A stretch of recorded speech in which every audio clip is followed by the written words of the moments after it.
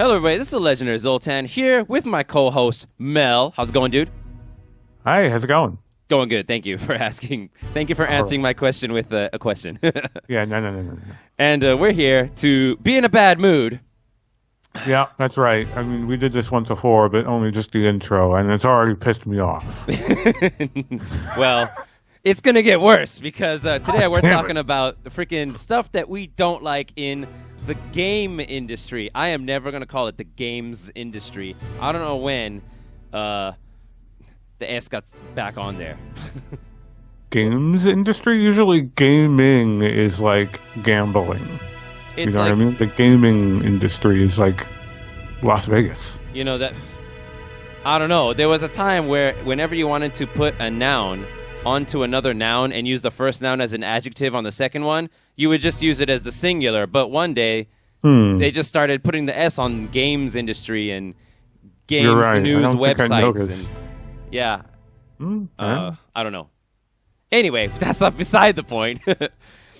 So, Mel has come up with 3 things that he doesn't like about the game industry, and I have 3 things that I don't like about the game industry. Nearly all of them are unrelated to gameplay stuff. It's stuff more in the industry side and outside of the games themselves.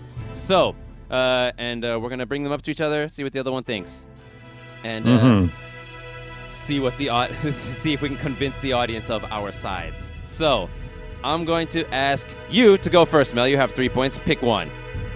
All right, let's take a look here at my 3 points. How about we start off with the one that I listed last? Online subscription fees. Damn it. Online subscription fees being specifically the ones usually on consoles that require you to pay usually $60 or sometimes more, I think. I think it's still $60. Primarily to play multiplayer games, but they always throw in all these like value ads, like, oh, you also get this 1 2-year-old game for free a month as long as you stay subscribed, and all these other things. And the thing that actually is what annoys me is they try to sell it to you. Aside from all of those value ads, they also have to throw in like, oh, this is helping the multiplayer experience, which is bullshit. Is it? I think it is, because in my time playing PS3, which never had those subscription fees for multiplayer, although they gladly did take your money if you wanted to give it to them still with PS Plus, they then gated multiplayer magically. I just had to go behind the pay gate with PS4, and I noticed no difference. It was still peer-to-peer. It still didn't include dedicated servers. The handful of games I did play on PS4 that required, that had like match-maked online multiplayer were just as good, if not worse, than their PS3 counterparts. I have no idea in the time that I did pay why I paid that $60. I see. So, a question about the way that works, because I don't really know. You said that it was actually peer-to-peer and not dedicated servers. I always thought... Okay. I thought that came down to the way the developers made the game. So, for example, Dark Souls guys from Software who make Dark Souls could decide themselves if they want to have dedicated servers or peer-to-peer. And I thought that was unrelated to what PlayStation does. Is that wrong? Well, I'm sure Sony has to probably offer the option. Like, I'm sure not any developer could go up to them. I mean, I'm talking out of my ass a little bit in terms of like how they can get a hold of these things. If you're talking like maybe EA can just do whatever they want because they have all the money, or Activision or whoever. Yeah. But if it's going to be your average developer, you could be right. Sony may have a hand in, or not have a hand. It could be the developer. Regardless, what am I paying this money for if it's not going toward an improvement of the infrastructure for the multiplayer, which has to be behind this pay gate? Like, in other words, if all the people who didn't want to pay for it were still able to play multiplayer, what kind of drain on the system does that represent? Okay. So I think it's in my best interest to... As a person who didn't really get affected by that too much. I mean, I was there, during the PlayStation 3 era playing free online games and then and then I got PlayStation Plus when PS4 came out, and I know what you're talking about. But for example, I don't know anything about the difference between how good the online was for PlayStation 3 and the online for, was it Xbox 360 at the time? Which was free, no, which was paid, unlike the PlayStation 3 online. And I just heard, this is just, people's opinion, random people's opinions, anecdotes, that it was actually a lot better on the Xbox One. Do you know about that? I have also heard this, and I think, as we were kind of saying before, a lot of that does still come down to what the developer chooses to do. I think the only reason they're locking multiplayer behind the paywall, and this is also true of the Nintendo Switch now. Yeah. I don't know if you're, yeah, right. I am. Except it's $20, which could in no way possibly go toward anything other than we know you will pay this. Like that $20 a year is not a windfall that Nintendo is then translating into better net code or like an online service. The only reason these companies lock multiplayer behind the paywall is because that's the primary feature. Yeah. I mean, without multiplayer, for a lot of people, I mean, maybe less so you, but a lot of people who buy these systems, if they didn't have multiplayer, it would be a very hobbled system that they wouldn't really want. So they realize there's this $60 multiplayer tax that does not exist on PC for many of the same games. Yeah. And it really kind of puts the lie to the need for it, other than they can, and they will. You said PC, this is me being the devil advocate again, is it possible that making the online work well on consoles is a completely different thing than from PC, and that's why it's not? It is? Okay. It is a different thing, but doesn't justify the money, though? It does depend on the game, though, so it has changed a bit over the years, but a lot of PC games, it is more incumbent on the developer, usually the publisher, to sort of incur whatever fees there are there. I'm sure Sony does kick in to the developer. It's probably publisher pressure saying, hey, Sony, collect this tax, because it does cost money. It costs money to run multiplayer services, even if they're peer-to-peer. It costs them to make sure it's running right, to have support staff needed for it. Never mind all the development costs of making it in the first place, but that's regardless. So I don't deny that the money is probably helping, but I don't think that it's entirely necessary. Okay.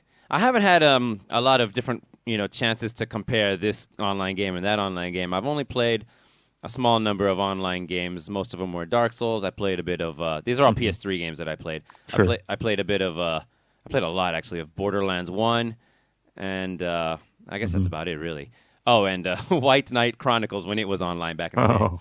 But yeah, I don't know. I didn't have any like problems that I could identify. Like I know when I was playing Dark Souls, I'd be like, why aren't there any freaking souls for me to summon here? Or why is nobody summoning me? But I don't know if that was because of the online, because of the way peer-to-peer, what that does. I don't really know how that works. Or because there just aren't enough people in the world. I had no idea. So I could never sit there and complain like a lot of people often do on the internet. What is this nonsense, this nonsense freaking online structure that they have going? Like I could never say that because I just don't have the knowledge to know about it. Sure. And really, the thing that only really pissed me off about the online thing was what you mentioned before about the games. They offer you free games. Was that I played a few? I downloaded a few games that I really liked on PlayStation Plus.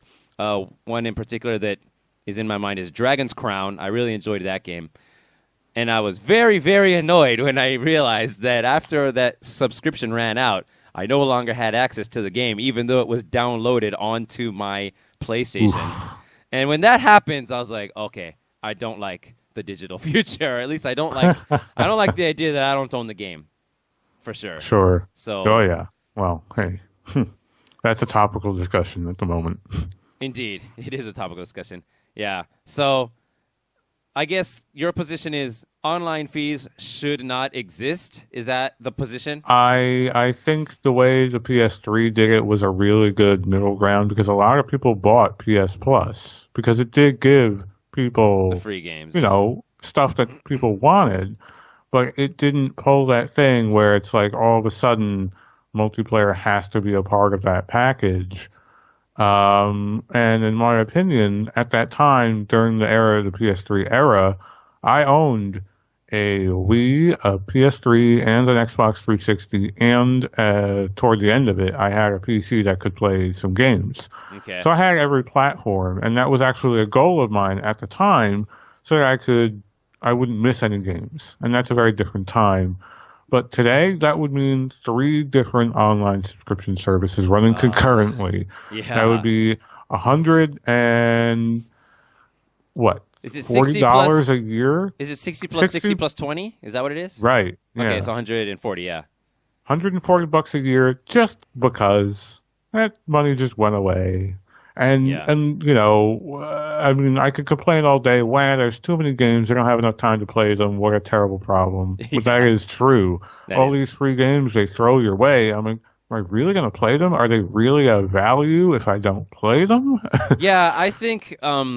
I mean, I don't know. Maybe younger people don't. I guess younger people don't have this problem, and so yeah. Sure.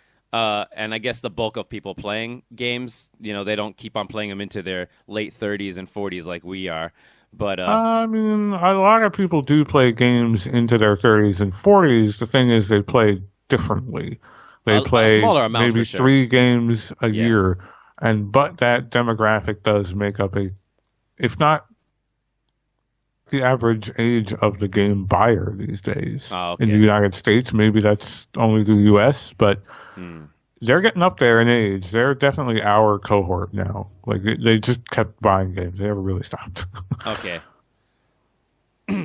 Okay, I guess I don't really have any choice but to agree with you.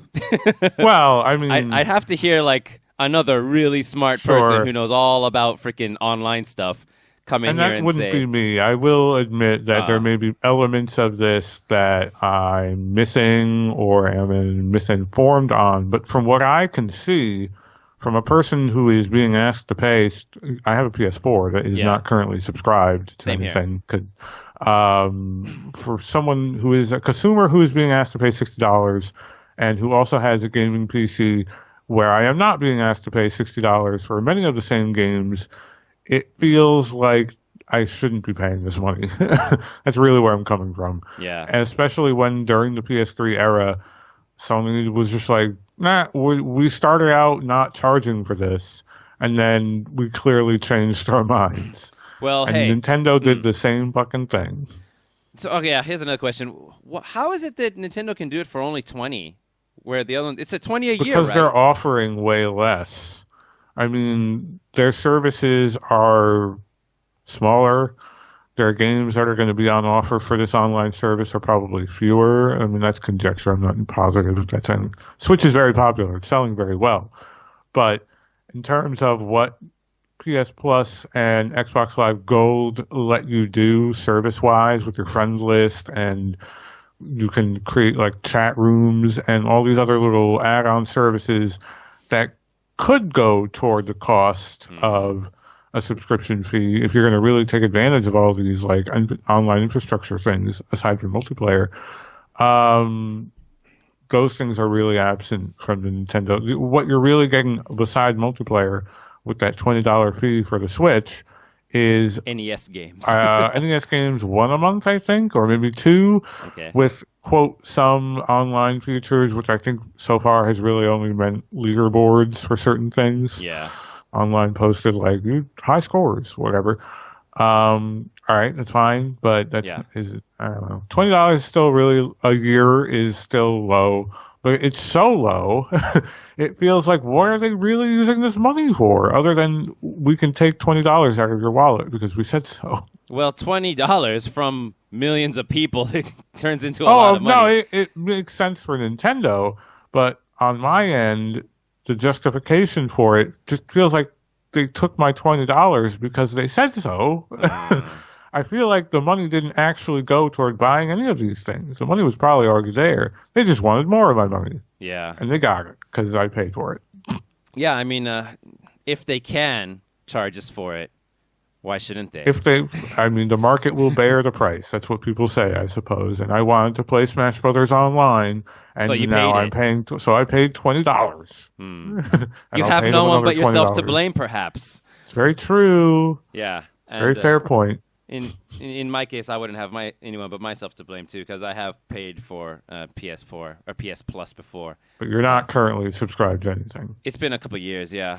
Okay. A few years. I think I just bought the initial 1 year online at launch when PS4 came out, like because I'm gonna want to play some games online. I thought, and so Sure. I just got it right from the beginning. And then after it went out, I was like, okay, I won't get it again until I see some games that I'm dying to get for quote unquote free from PlayStation Plus. But then, even though I saw some of those games, like Bloodborne was on there, and I never played that and wanted to, but in the end, I was like, whatever. I still got this, and this game that I haven't played yet, that I own. So why don't I just play that? Going back to older people playing the way they play games. Not going to buy everything at launch anymore, that's for sure. Ugh, who has the time? Okay. Thank you for that, Mel. We're going to go on to my next one, which is kind of online fee. Microtransactions. And Ooh. yeah. And the thing is, this is another thing that doesn't actually affect me directly all that much, but I don't like either side of the argument. And there, of course, there are two sides.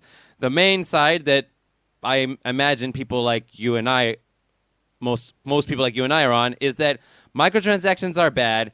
Capcom and such companies keep removing features from their games and then selling it to you separately.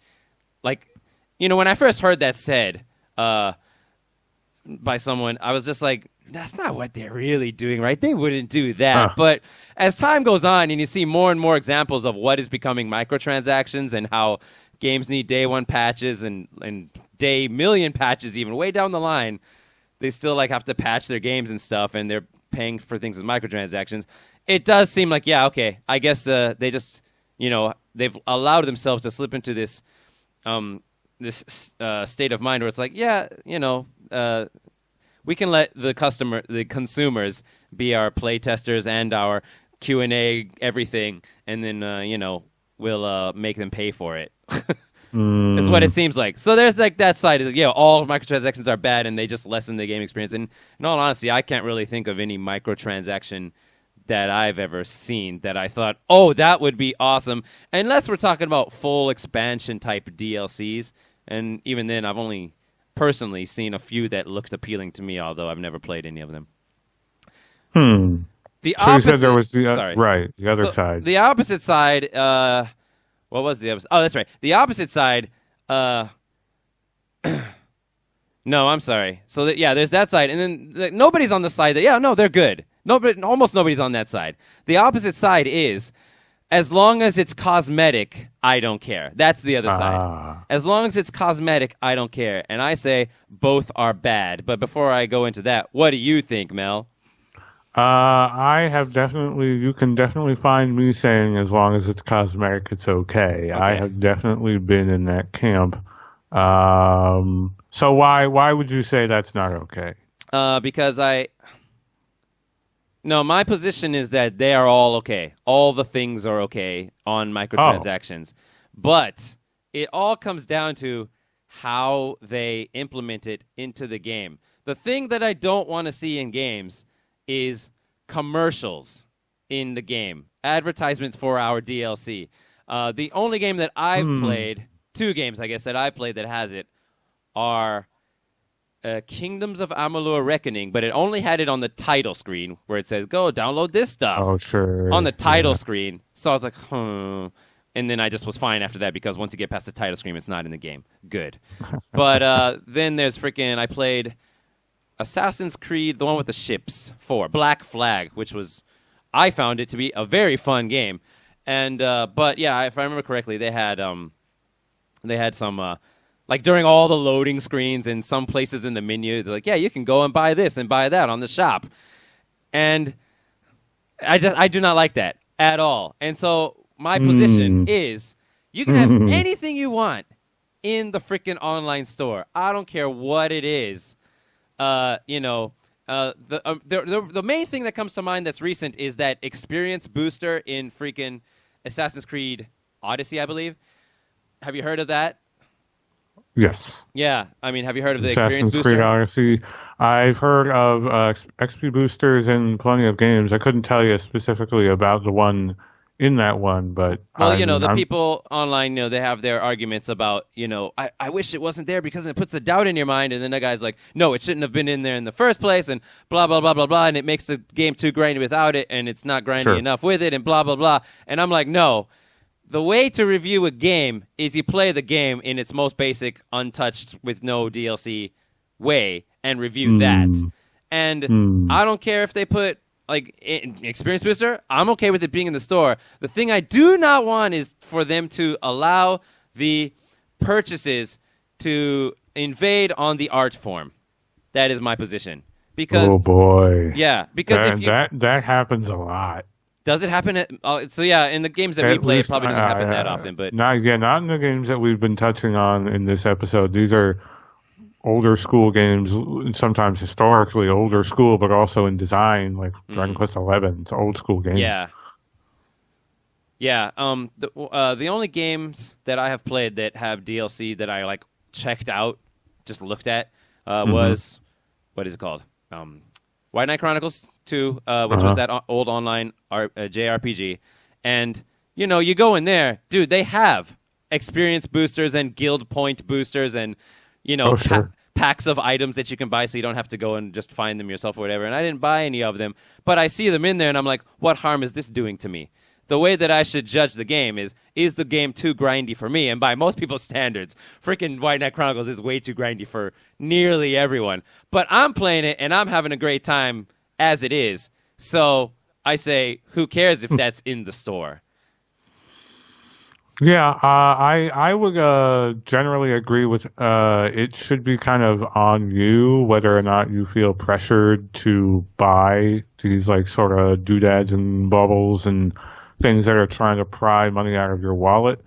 I sympathize with the argument of, hey, I wish it wasn't there, constantly pestering me. If it's pestering you, yes.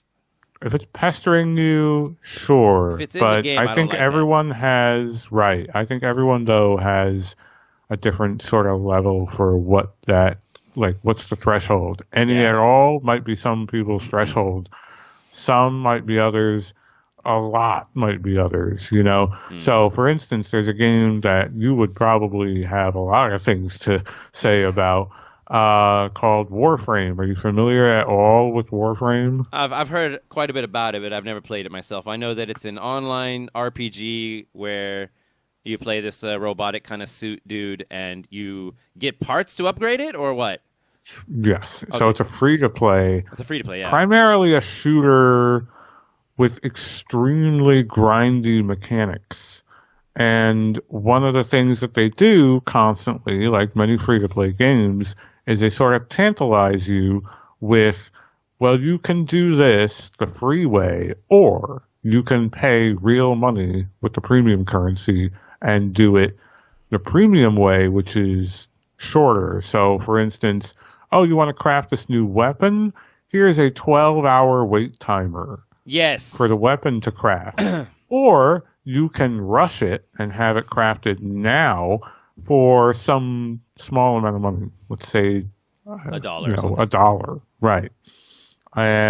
Or even I think some cases less, but let's say $1. But the wait timers in Warframe for significant additions to your character can be upwards of 72 hours.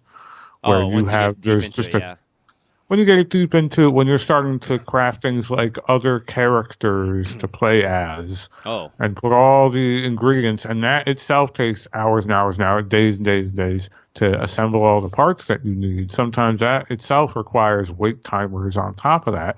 So you could be waiting weeks to essentially put together and craft this thing that you're looking forward to. All along the way, the game's asking you, do you want to pay more money for this experience? And it's like in the menus themselves, it's integrated into, hey, you can You can give yourself more X, you can give yourself more Y if you just pay money for it.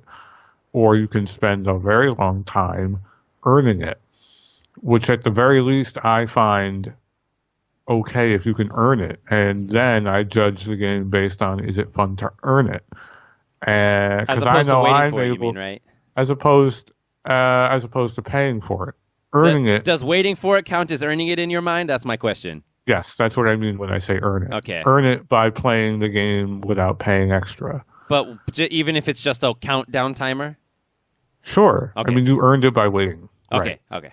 So that's what I mean by earn. You played the game to get the reward, Yeah. and you didn't pay any extra. Doing it the free way, if that's clearer. I judge the game based on that in general with microtransactions of the sort. And if the game isn't fun to do it the free way, then I say, hey, I don't want to play this game. Or if it's fun, then I say, hey, it's still fun.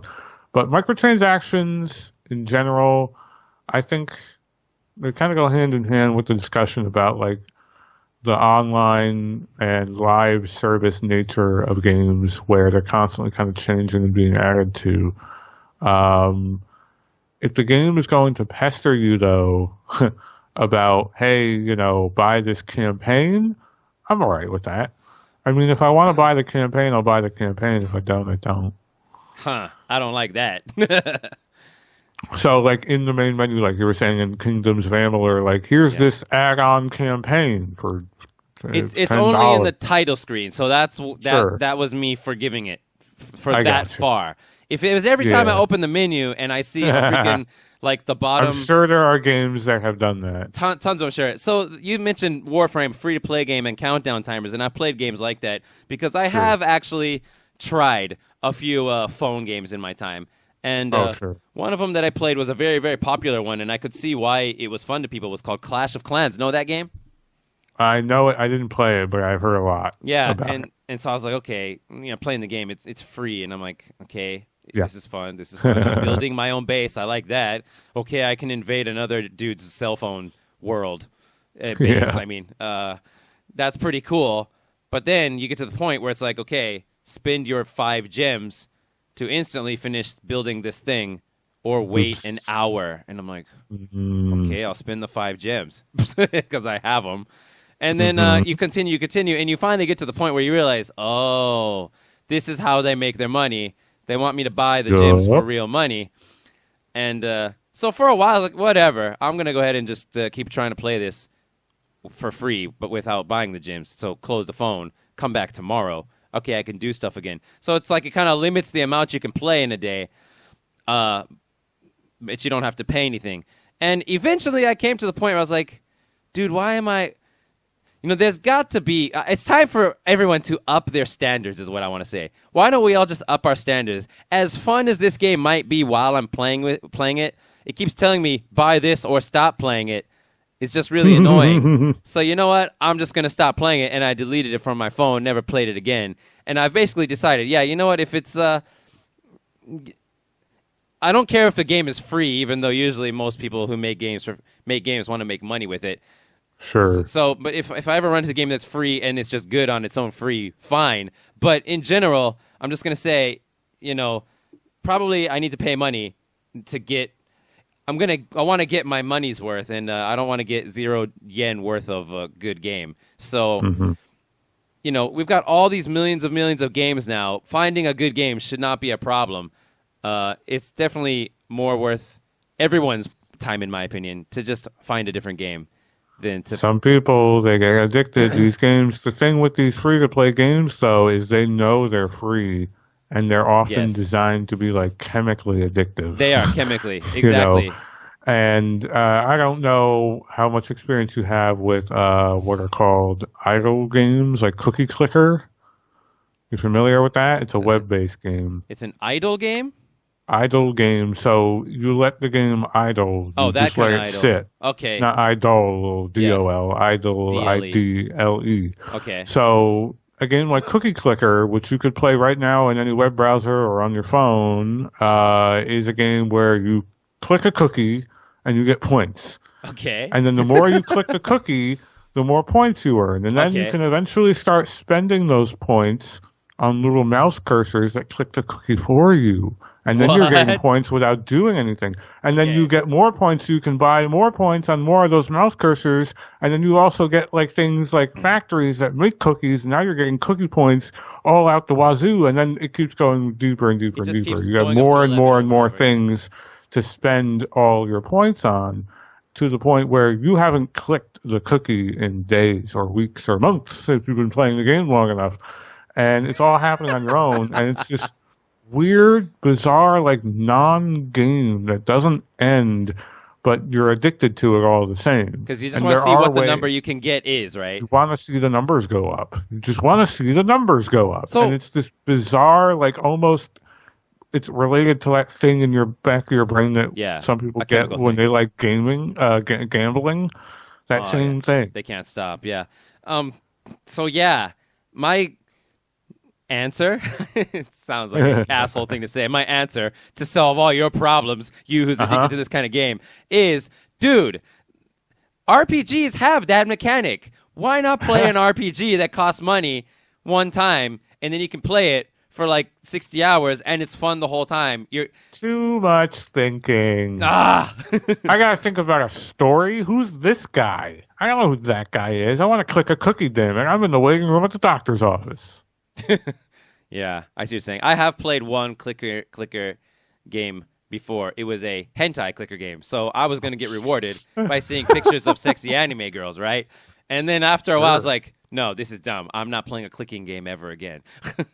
You picked a real good one. At least I got to see some naked anime girls before I quit. All right. Cartoon nipples. Oh, yeah. Okay. I don't have anything else to say about microtransactions. Right. Yeah, I don't. All right, I think we raked that one over the coals. Yeah. So we'll move on to my second to last point, and I think we're going to both save our very last points to be the heavier ones. Yes. So, stay tuned if you're waiting for something maybe more substantive, spicy. So my second one would be, I guess it's a little trivial in comparison, but it's inflexible control schemes or unchangeable control schemes in games, which makes increasingly less and less sense. It is trending away. I must admit. Away. It's going away. This problem is going away. I must admit. However, it is still pretty prevalent to the point where you have a lot of games that's like, here's what you were getting often in most games was, configuration A, B, C, D, where they would get you to choose from several layouts, many of which were ridiculous, and you're like, well, whoever does this? Yeah. But it depends on the game. But oftentimes, still, games don't let you remap the controls on a controller, especially on consoles, completely. And to me, that's ridiculous, because I feel like a lot of the times I have a much better idea of what I want to do with a game than the developer does, because I'm used to a certain thing. Now, their control schemes have gotten normalized a lot over the years, especially with things like shooters, where you always know, like, crouch is always B, reload is always the other button, X or whatever. Yeah. Anyway, Y is always jump or whatever. But especially, and this is going to be another comparison to PC games, every PC game, the whole keyboard is your oyster. Any key on that board can do whatever action you want.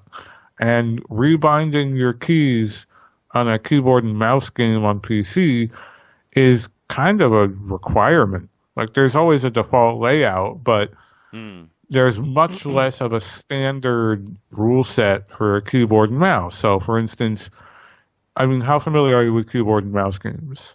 Like, running around, like WASD type? Yeah, I've played some of those, yeah. Sure. I played Half-Life 2. I played that. Okay. So if you were going to, for instance, crouch in a game, what key might you press? Oh, okay. I'm not that familiar, but if I was just to look at it...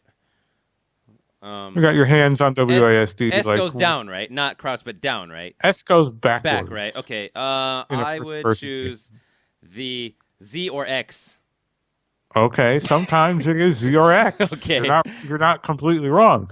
The way I always put it is on control, left control. The left side control. Yeah, left side control. Okay. And sprint. If you were to sprint, what key might you press?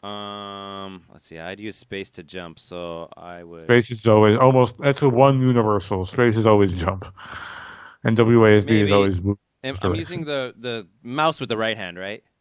Sure. Okay. Yes. I would make maybe left side shift. How about that? That's usually the one that I pick too, but Okay. sometimes sprint could be a different key, or they throw it. I've seen it on caps lock once, which is bizarre. But sprint should do generally. But sometimes shift is crouch. In Minecraft, if you want to sprint, originally I think they changed it up. But if you wanted to sprint in the original builds of Minecraft, you had to double tap the W key, tap it twice, real quick, and then your character would start sprinting. And if you wanted to start crouching and move slow, you would hit shift. And it's totally like almost the opposite of the way that a lot of other games work. So at any rate, changing all of those things up from what the developers want is a big part of keyboard and mouse PC gaming. And I always find myself wanting to do the same on consoles sometimes, and they never really let you do it.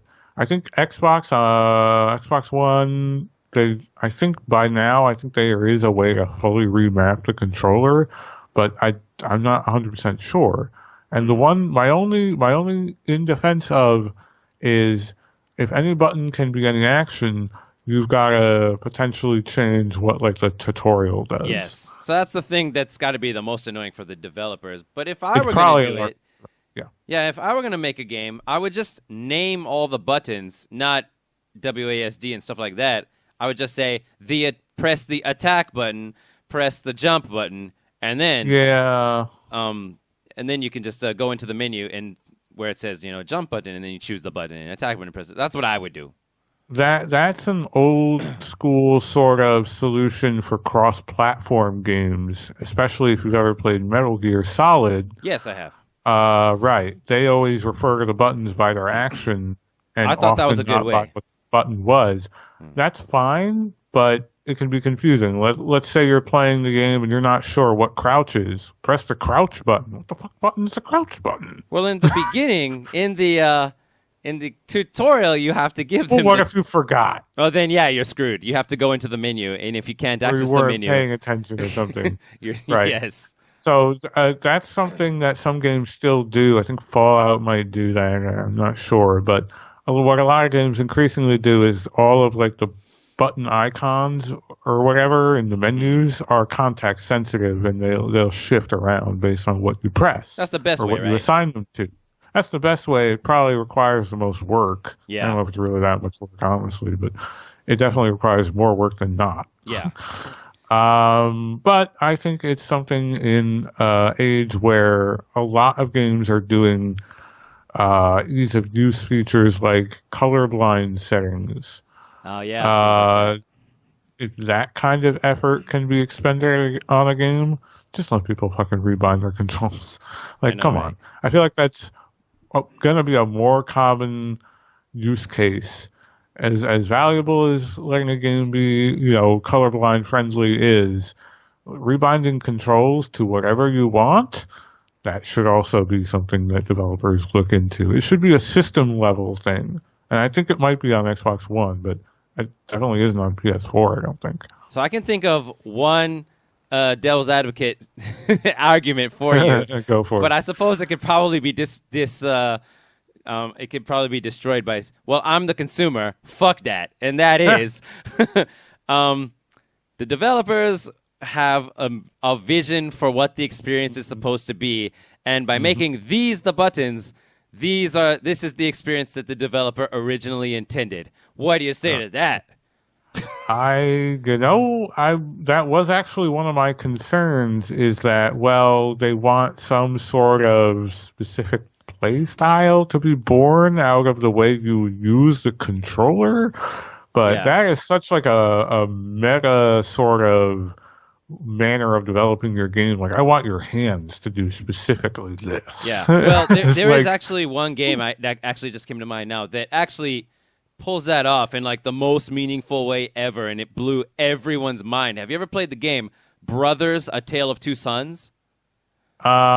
I have not, but I know that in that game you use one control stick to control one of the brothers and the other one to do the other one. Yes, and right? you also use like the L button and the R button to use as the action button for one brother. So they break the controller in half to do the two brothers' actions. Very clever. Yeah, and so that's very clever. And yeah, I don't need to be spoiling it for people, but basically, there's a thing you do where you're supposed to kind of realize, oh, I'm supposed to push this button because that's what I've been pressing all this time, even though this is the situation. I'm not making any sense now. But trust me, there's a mind-blow freaking moment that I the think entire I know what you're game, hinting at. I think I know what you're hinting at. Yeah, even though I haven't played that game, I think I know what you're hinting at. Okay, the entire game kind of builds up to this. I mean, the whole game has puzzles, so that's what it's really all about. I see. But so, all right. There's this one mind-blow moment. Counterpoint. And everyone who ever played that game, when they get to that point, like I went and watched freaking Let's Plays, which I don't normally do.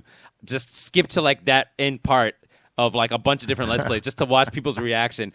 And yeah, people are like, oh my God, no way. And they're just going out of their goddamn mind. And then when the game's over and the credits are rolling, they're like, best game ever made. Best game ever. That's what they do, dude.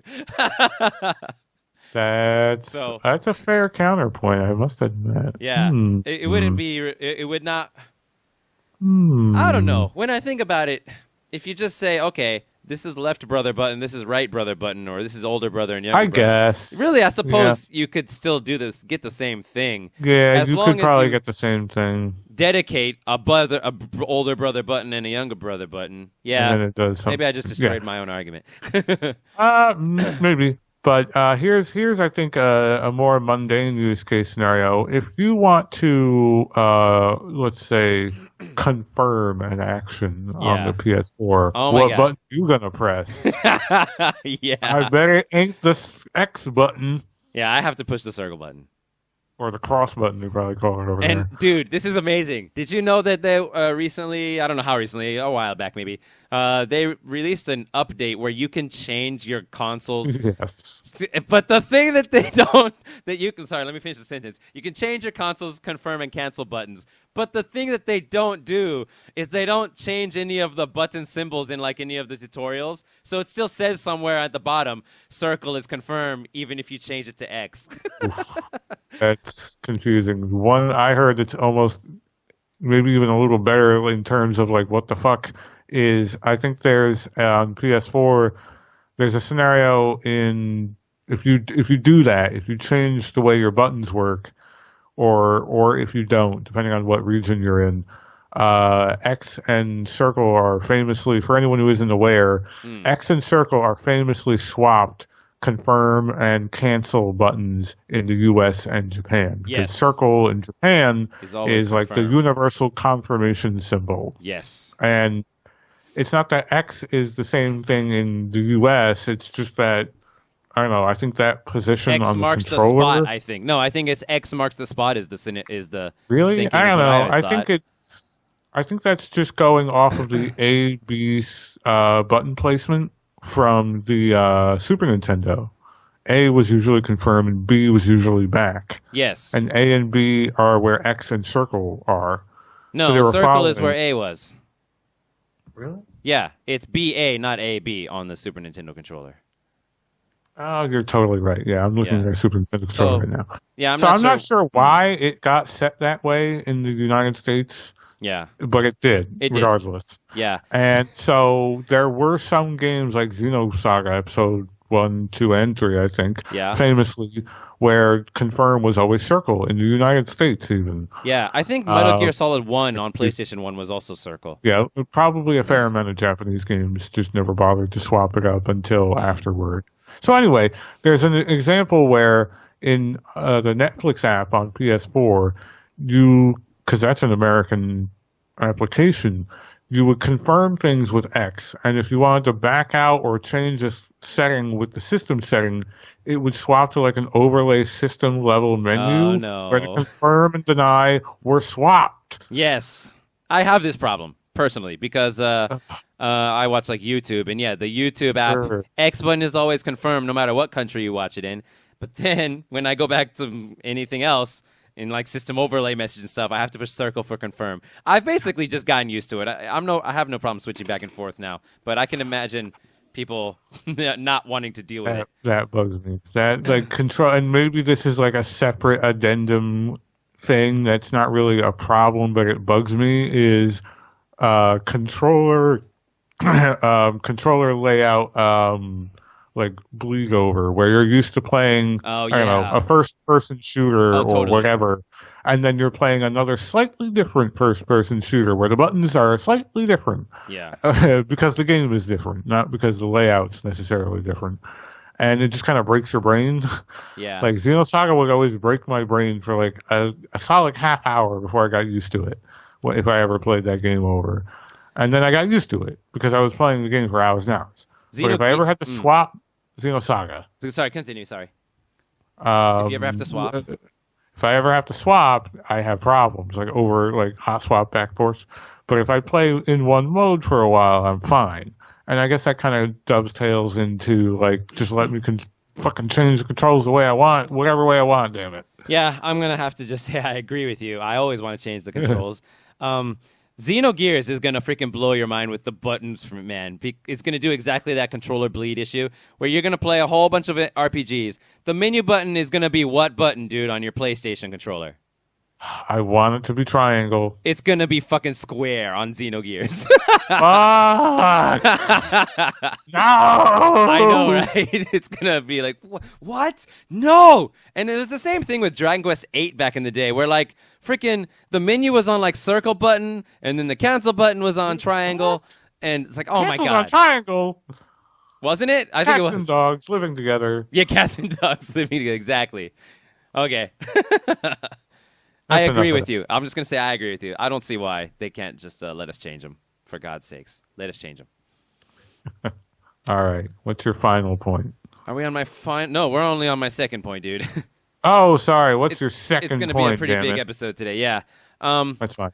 I wrote weak artists. Now, what I'm referring to is the artist's ability to stand up for their art and even other artists. And this is a thing that I'm seeing is happening, which it's akin to censorship, really. You know, say, for example, America or Sony or somebody wants them not to have this sexy character in the game or something. And the artist, it's probably not the artists themselves.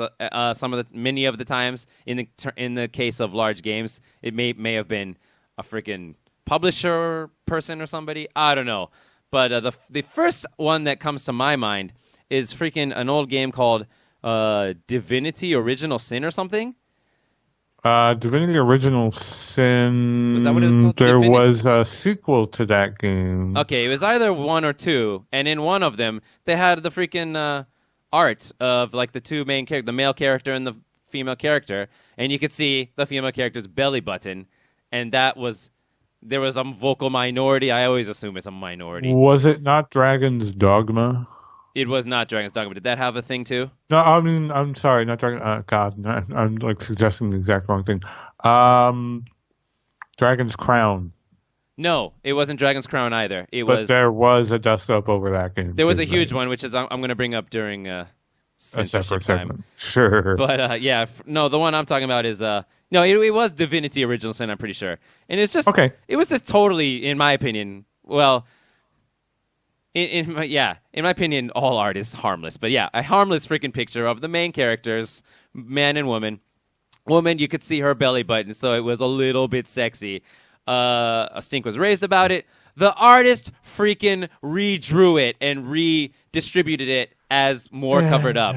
And like, Yeah. which one did you want? You wanted the first one, right? Or did you just want the public opinion one? He had to have wanted the one that he wanted, right? And, there are artists out there, even unrelated to games, who will just like be silent. Of course, there's the bending the knee problem, which I just mentioned, but then there's also the people who are like, they won't come out and say anything about fellow artists or other artists being attacked or censored for their art. Sure. They just want to keep their head down and make what they make, and as long as they aren't being attacked or censored, they don't care. And so I think that's creating, well, a problem for artists in general. I mean, Yeah. do they want to make their art or not? Right. That's a pretty complicated issue. Only, I think, because yes, I think part of what does occur is what you're saying, where the person makes a thing, gets a reaction, and then chooses to sort of pave over the reaction with whatever the reaction wants. Yeah. And that's kind of dishonest in a big way. And dishonest on the part of the artist, you mean? Or on me? Right. No, on the part of the artist, because it's probably not what they had wanted. Yeah. In that scenario. But then you also have instances where the artist is forced to do these things by the person commissioning and paying them. You know, hey, if there's it's a commission. It's kind of can't be helped. I want this, and I'm paying you for this, right? Oftentimes that is the case with art, because I mean, if you're talking like on my personal like DeviantArt page, someone complains about a thing I drew for free, and then you change it, like that's really cowardice on the artist's part. But if you're gonna make a product for, let's say, a game, and the thing you drew is, for instance, the key art for their advertisement, and then your publisher says, hey, you got to cover this person up, we're getting a lot of negative press over this. I mean, I have at least understanding and sympathy for why at that point it's not even the artist's decision. The artist is being told what to do. Yeah, so the artist is being told on some level. I mean, the cowardice is definitely in the hand of the publisher in that case, the person who is being very. But at the same time, this is the problem with art and business. They really don't mix that well. I suppose they don't. Yeah. They truly do not. They're oftentimes antithetical to where the point where the person making crucial decisions about the art has no obligation, in fact, the opposite obligation to the art form. These are people who are only doing it for money, and they have an obligation to do it only for the money. Yeah. So it's like, who do you blame? The business that's acting like the business? Like the business that's trying to be the most successful business that it can be, or the artist who is being told what to do so they can get a paycheck? So I'm not actually referring to any of that kind of situation at all, because sure. I know what you mean. Yeah. In that case, yeah, it's up to the artist if he has, all this important attachment to the thing he's drawing for this company. It's up to them to, if they really want to, keep it the way it is, to convince the the company, I guess, the client. To refuse and maybe quit if they're really going to stand on their principles and they think this is a really big enough thing. But I suspect in a lot of cases, even if they feel it's wrong or cowardly or whatever, they're going to be like, they might not just care enough. Like, all right, I'll draw less of a midriff on this woman. And in the case of this situation that you just mentioned, yeah, I don't know. I don't feel like that really counts as the artist being weak. I mean, who came to who with the vision, right? If the freaking company's like, we're gonna make this kind of game, I guess what I want to say is, if the company has an artistic vision and is asking the artist to make their artistic vision come true, the artist makes it, and then they get the backlash, and then they go back to us and say, you know what, change it because people don't like it. Then I would say, yeah, then the corporation or whatever is being weak. But whatever, if the corporation in the first place is like, yeah, we think people want this, let's make this, and the artist makes a thing, is like, yeah, I think people want it more like this, so let's make it more like that. Whatever, I don't care. That's between the company and the artist. I don't care. But yeah, when the people make the thing they want to make, in this case, I would say the company. It's all dependent on the company. If they're paying an artist to make their thing, then I would say, sure, right. Yeah, if the company wanted to make this thing, the artist makes it, and then they decide to go back because they're afraid of whatever backlash. I just want to say, ball up, yo. as a company, somebody out there wants your thing, probably, right? It's not, Sure. Some people complained. Yeah, I think people blow out of proportion the complaints, like how much power, how many people are really complaining and stuff, how much What business social they're going to media lose. really is able to do, right? Yeah. To some degree, sure. I think the issue that you run into again is the industry looking to make their product or a product? Are they trying to make something that is successful or as successful as it can be? And if changing it, the answer is always the latter in both those cases with a lot of these companies, unfortunately. Yeah. So if changing it means the complainers stop complaining and the people who want it anyway buy it anyway, Then I guess it's in their interest to go ahead and then just it's be in their weak. interest to sort of listen to the complainers in that scenario. And I think that's oftentimes what they do. There is sort of, we're kind of touching on it a lot here. There is this sort of corporate compulsion to be sort of the phrase that's getting passed around lately is corporate wokeness. Yeah, I know the phrase. Yeah. Yes. Okay. So it's been really kind of making the rounds a lot. And I think we all kind of know what that means is these companies kind of scrambling around to seem very progressive Yes. in sort of an exploitative way to sort of win points with the journalists and stuff, I guess. With a side that they think is lucrative. They don't really care about the cause. It's about money. Why does Cheerios have a commercial with two gay dads? Is it really that Cheerios and fucking Post cereal stands very proudly for gay people's rights, or because they think this will get people to buy Cheerios? I'm not entirely sure that that's what it is. I'm not entirely sure that these people are making these decisions because they think they're going to make more money. I mean, if you look at the best example I can think of is freaking EA and like just all the different games that they've been publishing lately with their BioWare games. What did BioWare make? They made freaking like Mass Effect series. I was going to say Mass Effect is a big example Yeah. here. I mean, yeah, that was a big deal for multiple reasons, but in particular, just the whole idea. And it's not just, it's also Dragon Age as well. They keep inputting their slipping in these progressive values, I guess, which it's not that I care.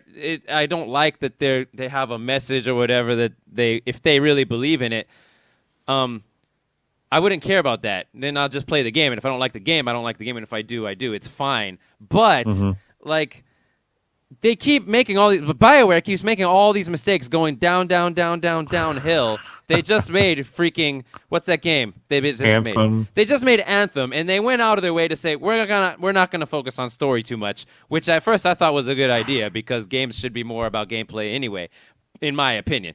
But BioWare is known for their stories, and Right. So that made a lot of the old fans kind of upset. And then they released the game, and in the end, it turned out to be not that great in story or in gameplay.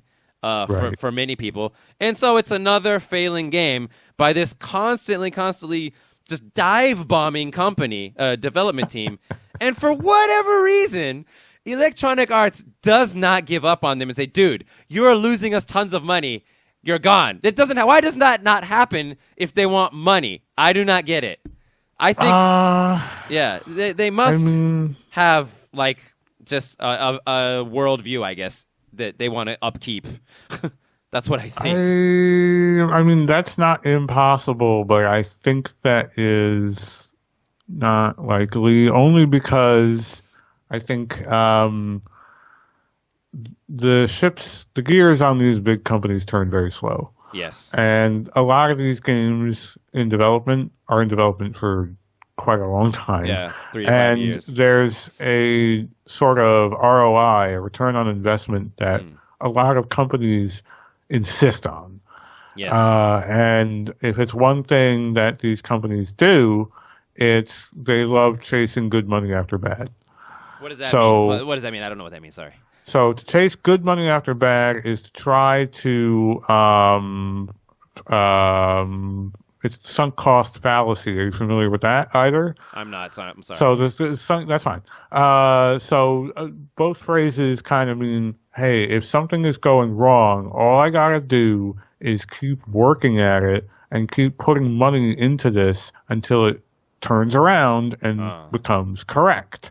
And the thing is, in often cases is true, is the deeper you go, the more it becomes, the more you have to make up for.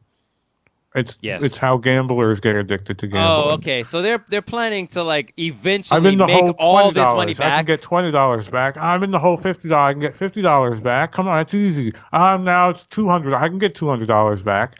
And these companies refuse to let go. So and say it's a loss, and just say we got a loss. That's it, done. They're going to keep on.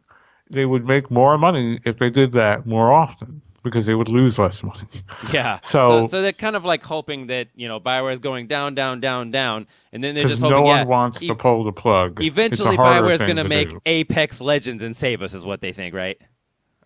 Well, someone else made Apex. Someone else made it, but I mean that's the theory, right? They're going to make the game that turns it all around. I mean, for all intents and purposes, that's why EA is still in the position they're in, because of Apex Legends. But at any rate, yes. Okay. What was the original topic? Weak artists. The weak artists, and the fact that these companies, like, who's sort of the vector, the sort of starting point for why an artist would change their mind.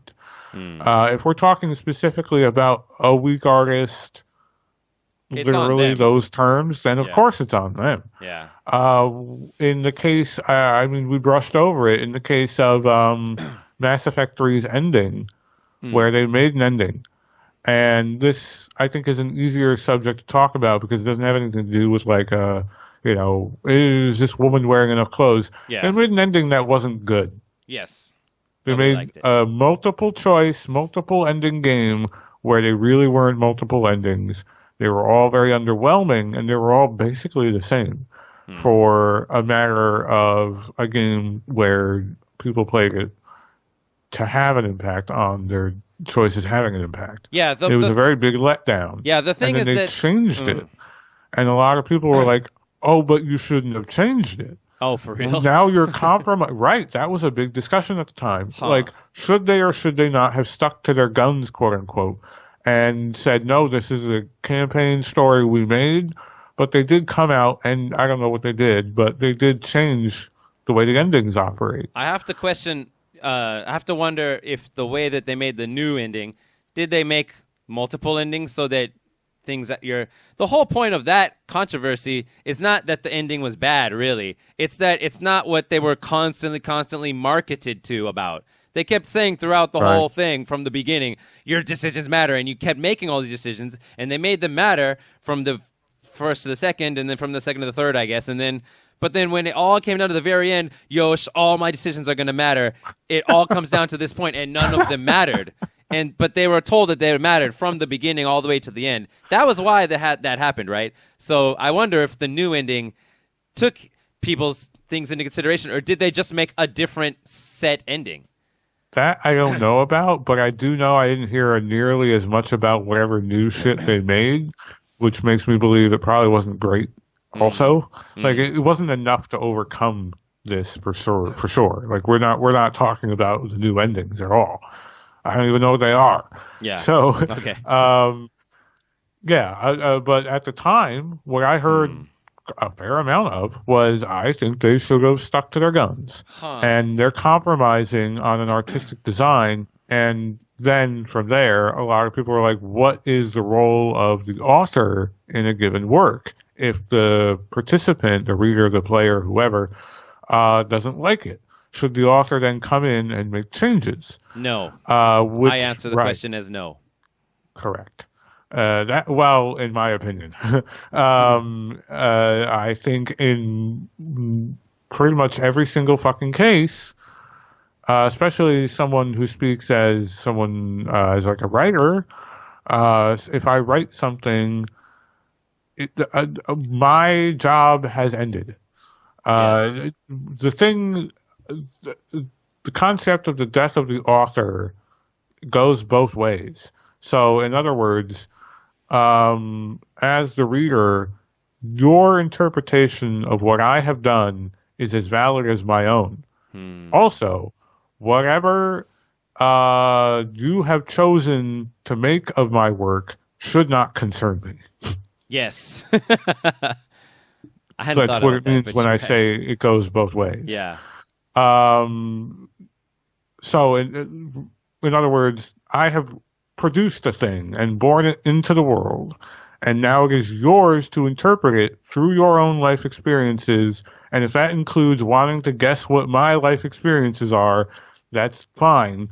But I also should not concern myself with that interpretation. The problem is, and the pressure comes from, I'm selling a product and I'm being represented by a company who is bearing a lot of financial burden on selling that product.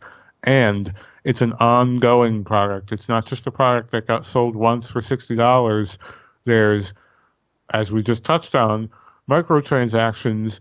This is a living product that has to continue to make engagement and make sales. So those are all kinds of pressures that sort of crunch art down into a thing that it never was before.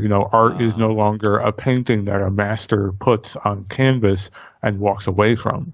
And then history just looks at it and turns their head different ways for thousands of years, and people have stories to tell about this painting.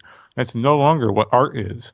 Art is the thing itself constantly morphing around. Like the actual original document.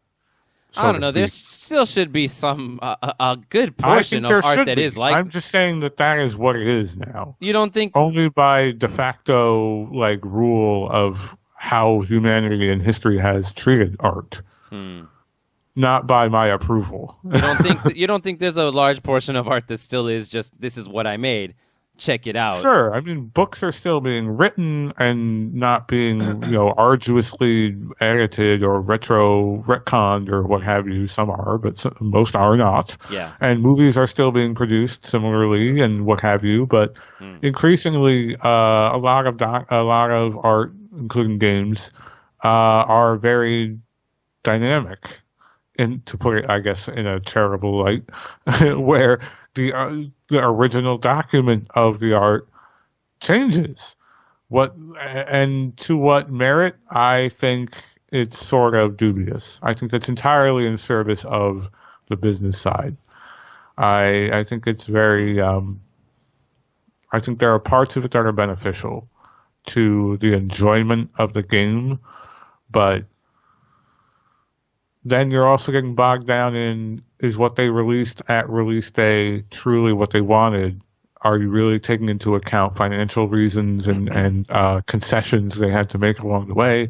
Are you really taking into account all of the changes they didn't want to make during development, not just post-development? Like, are they being forced to make things they didn't want to do by the publisher before we even knew what happened? I think those things are all big things. But, the weak artist per se, specifically, yeah, I don't think there's a lot of defending that. Yeah. But the weak artist as like a de facto, this is how we see it now, I think it's a really kind of sort of soulless businessy answer to that question. Well, that's large scale kind of stuff. Yeah, I guess really the easy way to just wrap up what I was saying in the beginning of, I don't like artists who won't stand up for their work, is basically, Sure. You're talking about the situations of these huge companies or just really any artist that's like doing it for another publisher or whatever. But I don't know. My position is, if you're just like a independent artist and you're just if you're the person who makes your game or your art and you just put it out and then people buy it if they like it, you should never just change it if somebody complains about it. I think that's the ideal way to operate. Yeah. Yeah, you got to love all those people who, I mean, not love them, but you got to be And I love them. You got to be. You have to. It puts a smile on my face to see that there are like these one-man game dev teams who make games like Cave Story and this game and that game. I don't know what they all are, to be honest. I don't usually play them. But when I hear about those, and like even Undertale, right, does not at all look like a game I want to play. But you know, these guys have their vision. They make it. They put it out, and people either like it or hate it, and they're done. That feels good. All right. It does. You had a lot more to say on the topic than I did. Good job. Okay. So I guess we'll move on to my final point then. Yeah, which I feel like the one we just talked about, and then your next one, and then my last one are all very connected. Very connected. Okay. Yes. So this is sort of a different shade of what we were talking about, and this is specifically games that are not brave enough to stand by the statement that they're making. It sounds like almost the same thing. Kind of, but in the way it's more deceptive and dishonest, and it's more definitively on the party that's responsible. So what instead is of their. So, for example, that happens? The deceptive situation is a lot of there are an increasing amount of games that have come out that are sort of aping social causes, and then turning around and saying, "Oh, we're not political." Oh, this isn't a political message. I see what you're saying. So there are games like I know Far Cry. Okay, Far Cry 5, where they clearly got cold feet with the game they made themselves. Where the early trailers for this had to do with like combating like religious cults, specifically Christian religious cults in rural America. Okay. And then they clearly got terrified by the concept that they came up with and decided to put a trailer out for, and the game itself had almost nothing to do with everything that the trailer kind of said it would be about.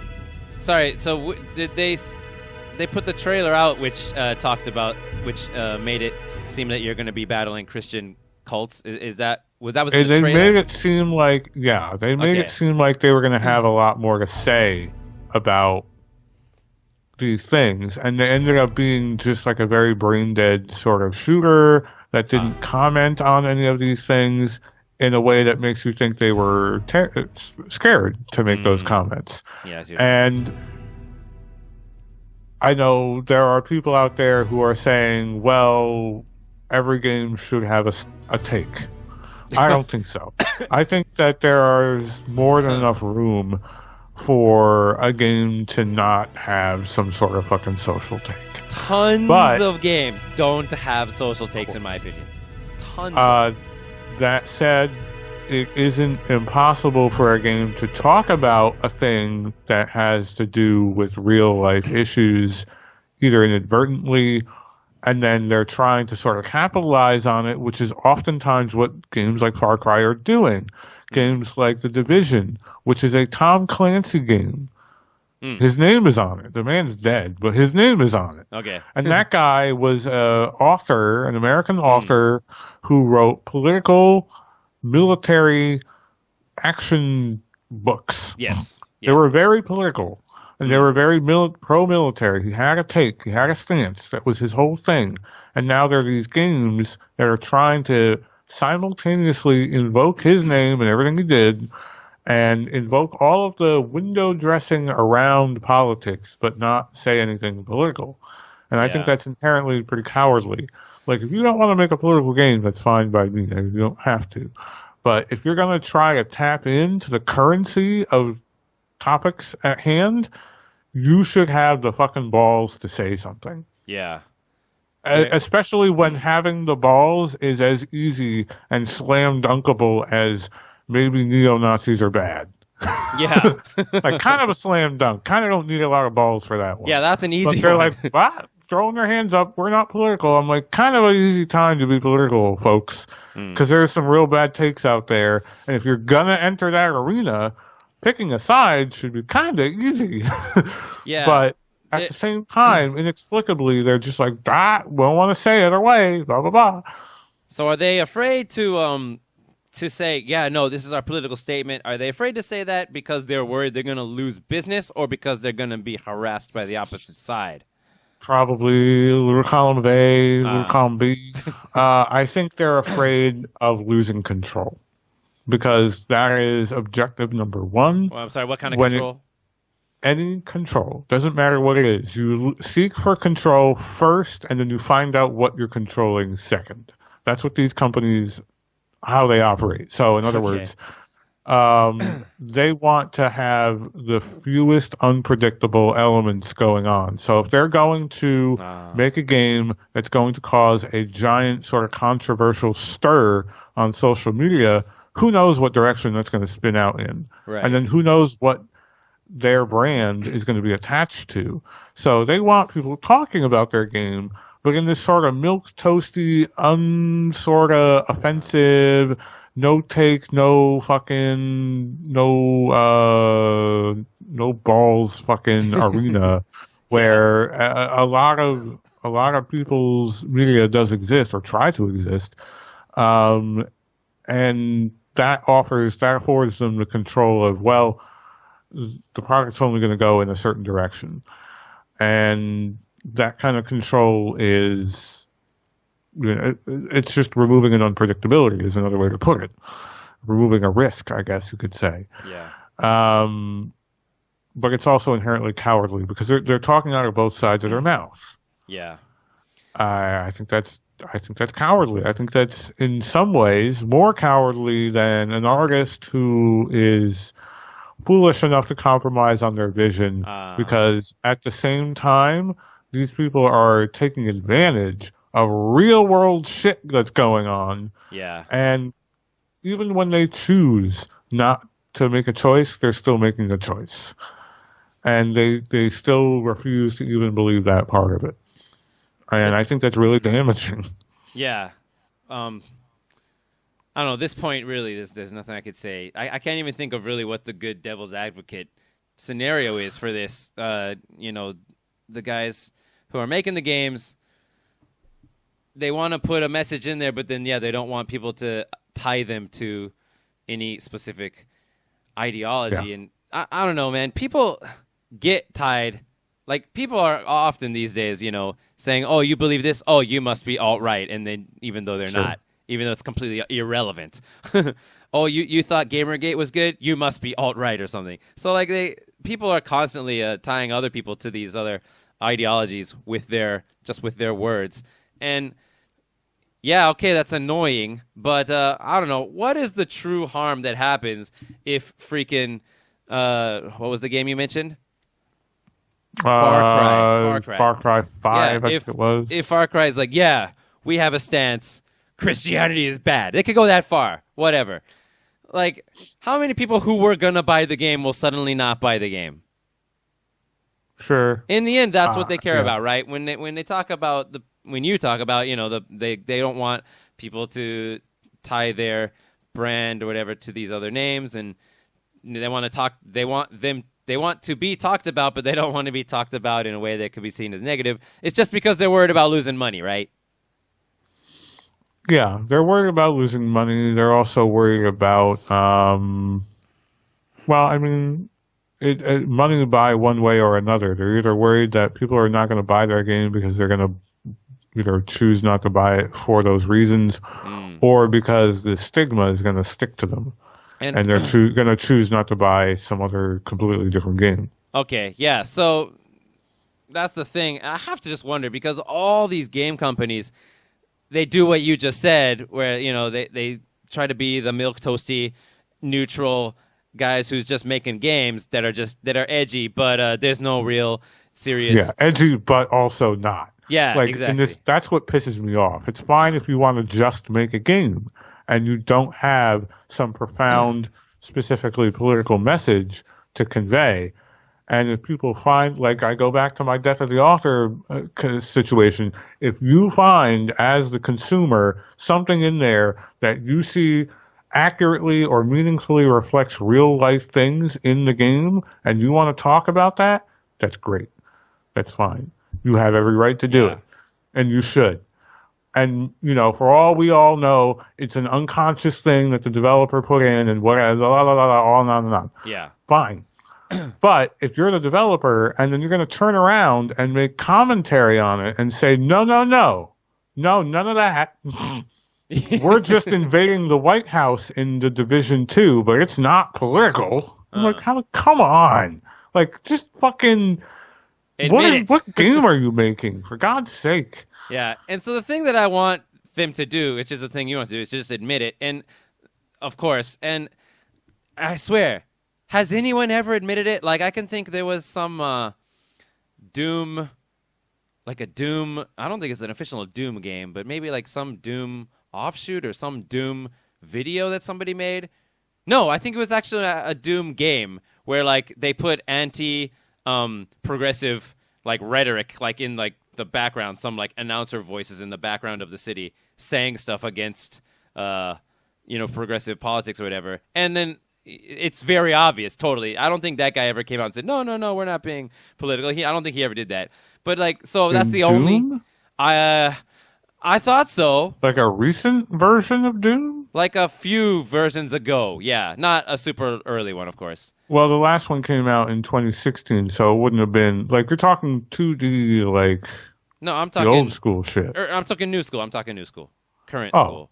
Oh, wow. This news totally passed me by. Okay. Yeah, I saw some video where some guy was playing a new So there Doom. was, like, stuff in the background. Yeah. I guess and it was political stuff. Very obviously political, and I don't think that guy ever came out. And my point in bringing up that guy is to say that's, like, the only example that I can think of where a guy was like, dude, I mean, I don't know if he said it, but let's just pretend that he did. Dude, he didn't come out and say, no, it's not political. It's just me making an interesting scene or whatever. I'm pretty sure that never happened. And so my question is, like, why doesn't just any huge, large company just see what happens at least? Like, nobody's ever had the balls, as we keep saying over and over again, get some balls to just say, no, this is my thing, I believe it, and this is in my game. Enjoy. Like, is anybody going to just try saying it? The Wolfenstein games had done that. The Wolfenstein games recently did that, where they were very part of the conversation, and they were very out in front, like, yeah, fucking punch a Nazi. I was going to bring that up, yeah.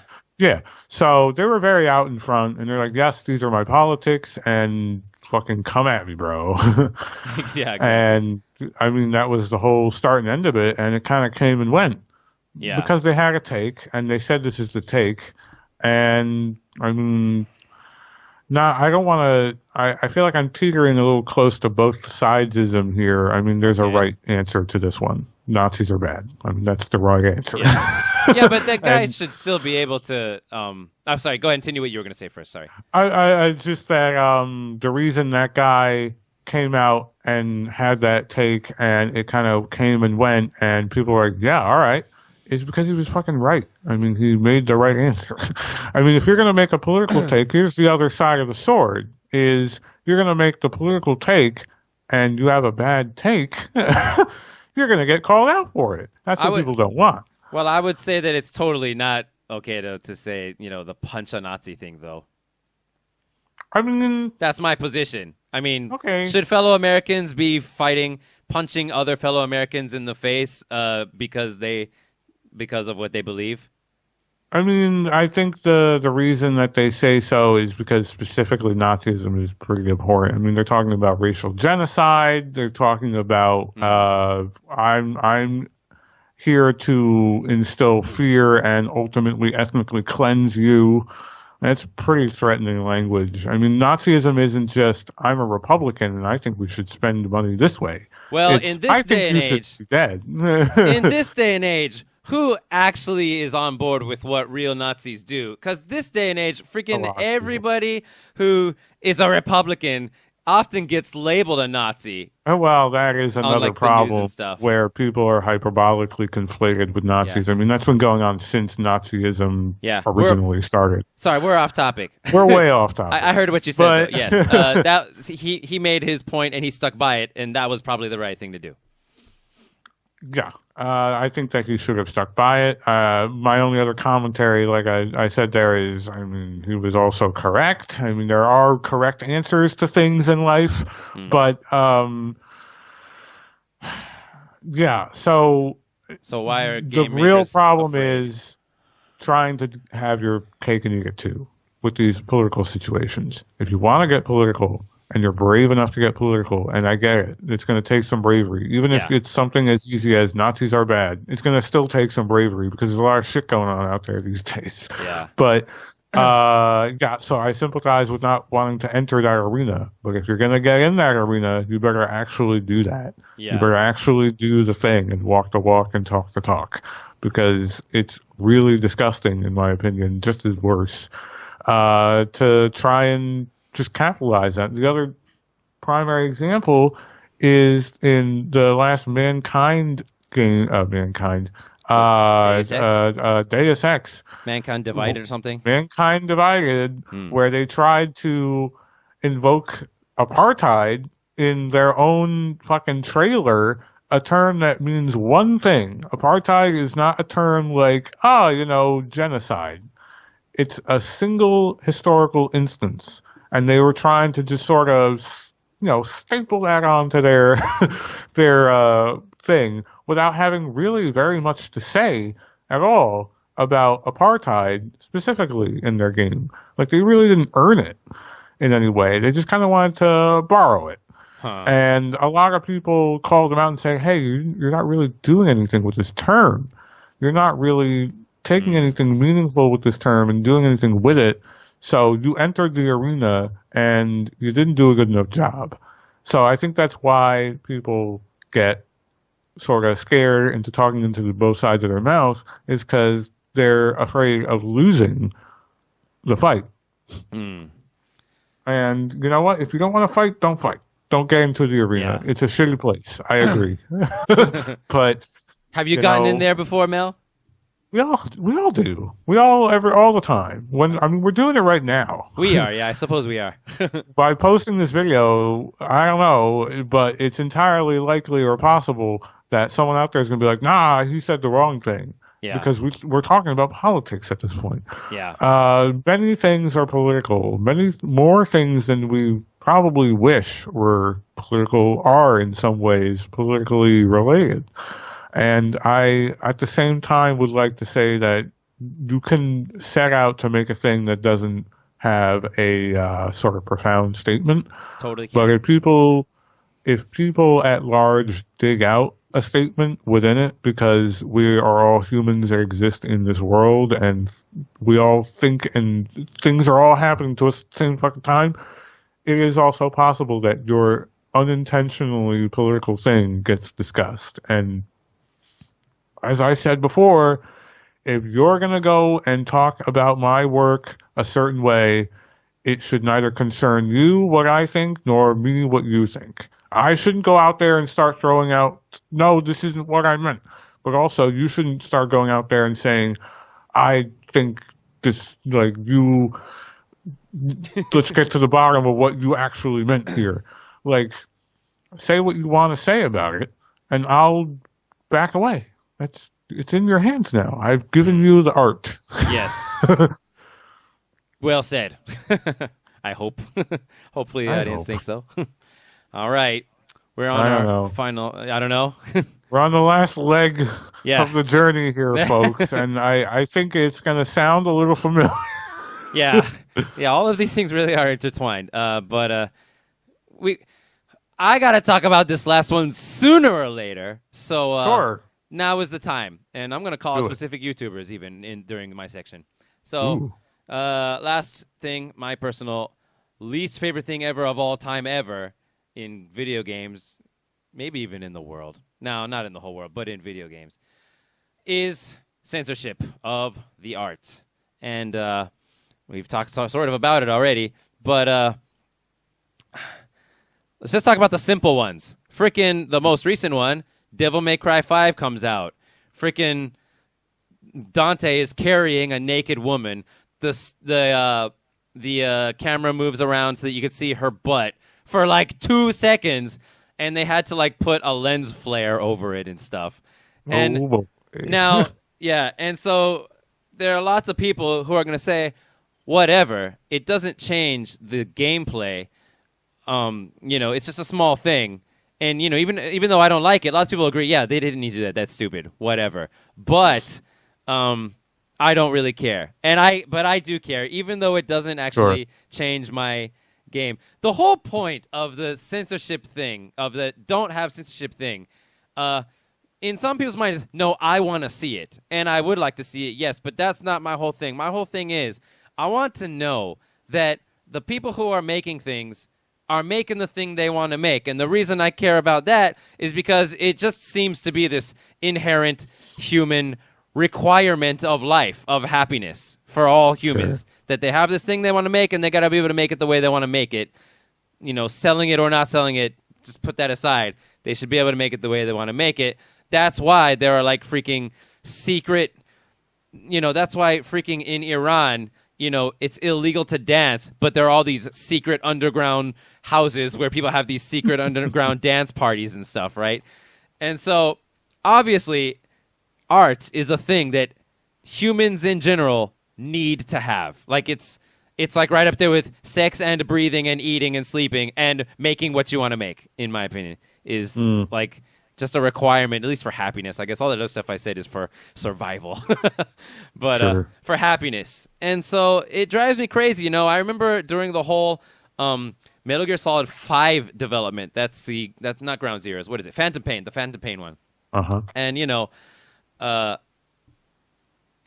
lot of people are happy, I guess, that they're going to get a new Metal Gear game. But since the third one, and it actually happened with Hideo Kojima in his own mind since the second one. But for me, I didn't know about it until after the third one. He wanted to stop making Metal Gear games. And as much as that sucks for the rest of us, I would have been happier to know that he's just making the next game he really wants to make, even if it's a game I don't like. And just be happy with the 3 Metal Gear games that I got. And in his mind, he was ready to finish after the second one. And if I had known that, I'd be like, okay, fine. I'm willing to give up what is considered by most to be the greatest Metal Gear game ever made, if I knew that he wasn't forced to make it, he's making the game that he wants.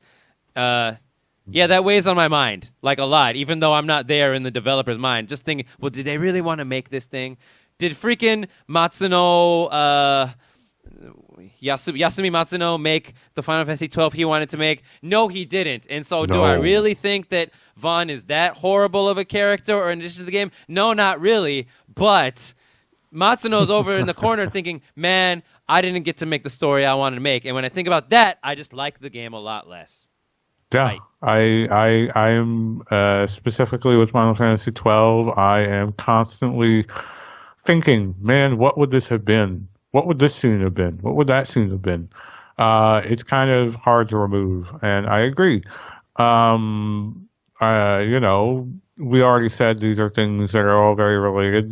This kind of ties back into the sort of really bad relationship between art and business. I feel like anyone who's able to make mostly what they want out of a video game, especially a AAA, like, big budget game, if they're able to make just a majority percentage of what it is that they want, I feel like that's sort of, in a way, a success. Because there's going to be so much compromise along the way, because there's so much money along the way, that I would argue it's virtually impossible for a big budget game, unless you, the CEO, are making the game. Yeah. Someone's going to come along with the money, and they're going to say, nah, and do this, do that, change it this way, we can't afford that, speed it up, it needs to release in order for before the fourth financial quarter, you now have 6 fewer months to develop, blah, blah, blah, blah, blah. We can't procure these engine tools. You have to make your game in this entirely different engine, and it's not designed for the game you want to make. All these terrible compromises have to be made that we don't even get to see. I would like to separate compromises from censorship personally. So I guess Sure. in the case So of in that Final Fantasy case, 12, censorship is something they didn't have to do but chose to do anyway, right? yeah. So maybe I shouldn't So have it brought up Final wasn't a Fantasy 12. matter. Yeah, I mean, they didn't have to do that either. They didn't have to make Vaughn Yeah, the right. sort of protagonist. That was definitely a sort of managerial decision in a Yeah, you're similar right. way. It's basically the same In a thing. similar way to how, you know, they put a fucking starburst on her anus. Yeah. um, uh, these hangups are pretty. My only, and it's kind of cold comfort, but my only comfort is it's not like it's kind of all over the place. So in Japan, famously, there's a lot more censorship in terms of gore. Yes. So the recently released not Final Fantasy, Resident Evil 2 remake, they changed a lot of that game because that is a very gory game. And if you've seen comparison cutscenes, you have guys who whole torsos, guts hanging out. In the American version and the Japanese version, it's just cut way off frame. And Yes. Yes. the other shoe dropping is in America, sex is often cut down a Yeah. lot.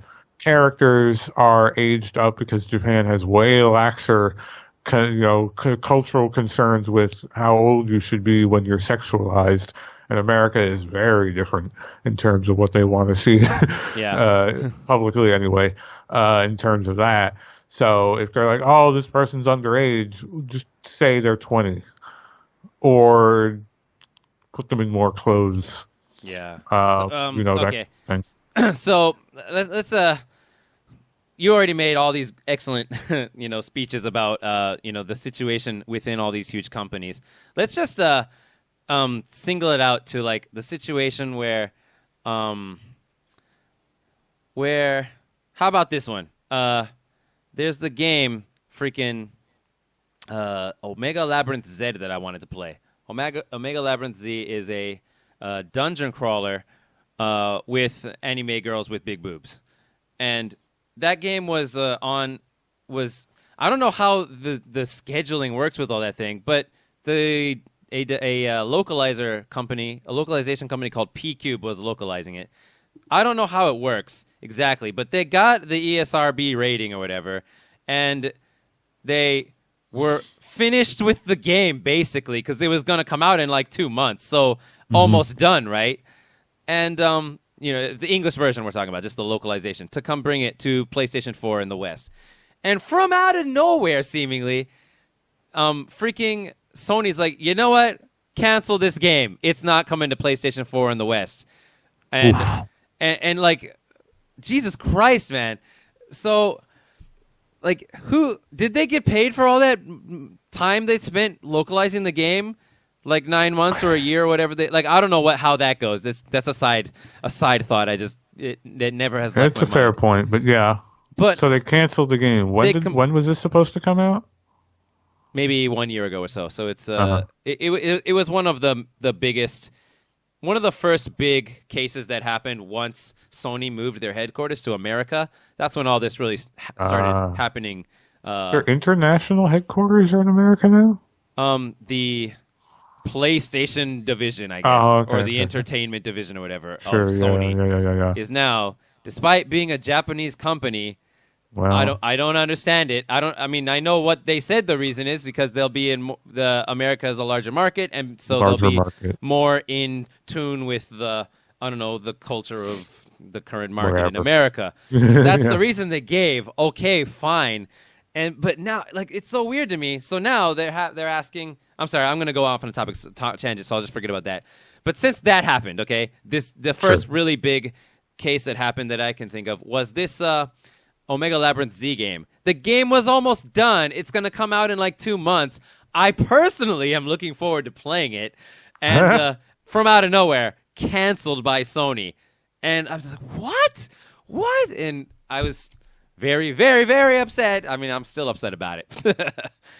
So there was a game in the news, and I'm searching it now. Forgive me. That's okay.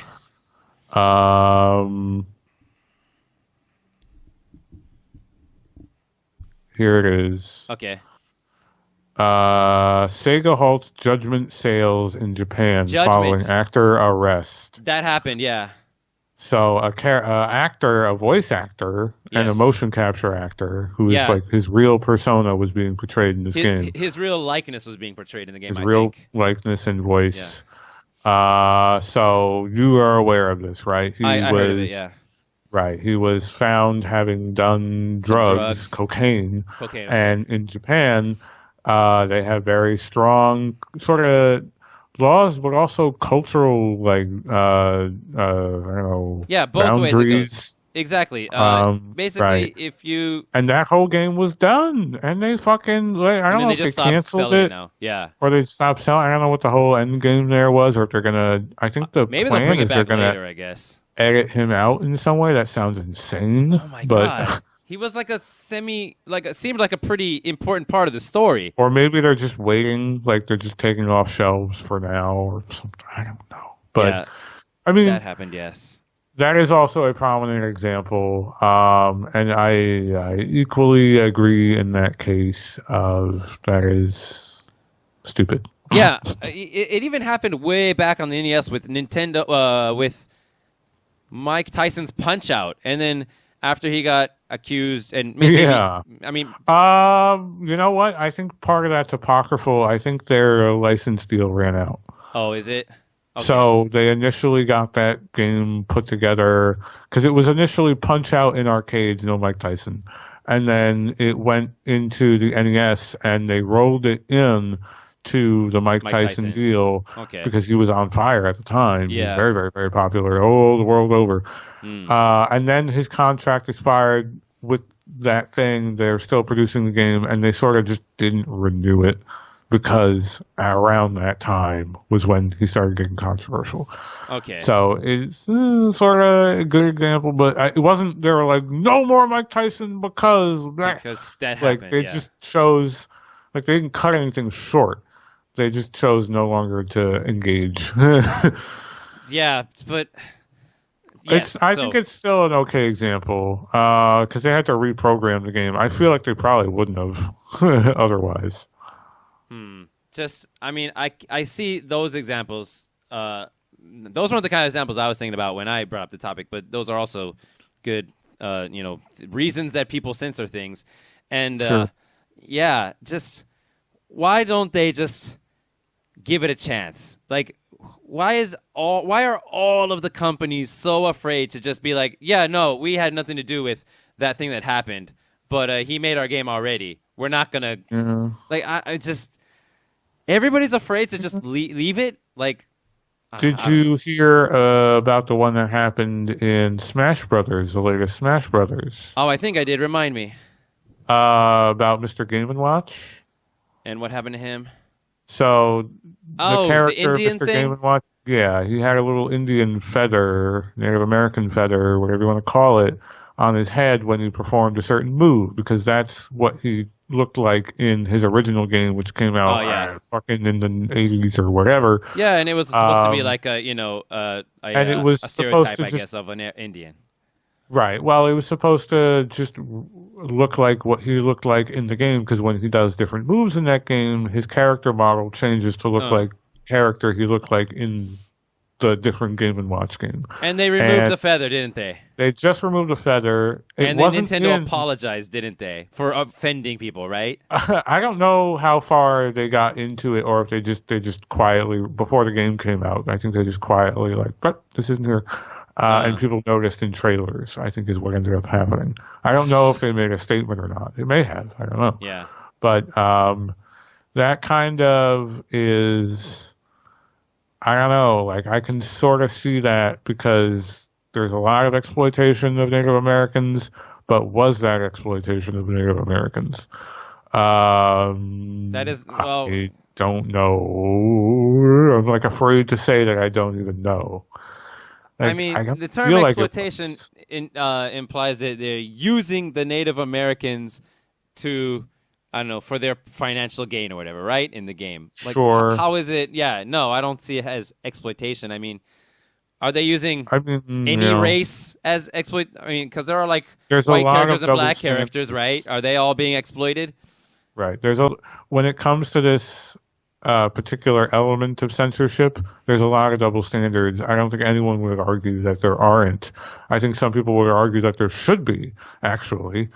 I don't know that I would be one of them necessarily. It's really hard to say, but in this case, is any use of Native American imagery exploitation?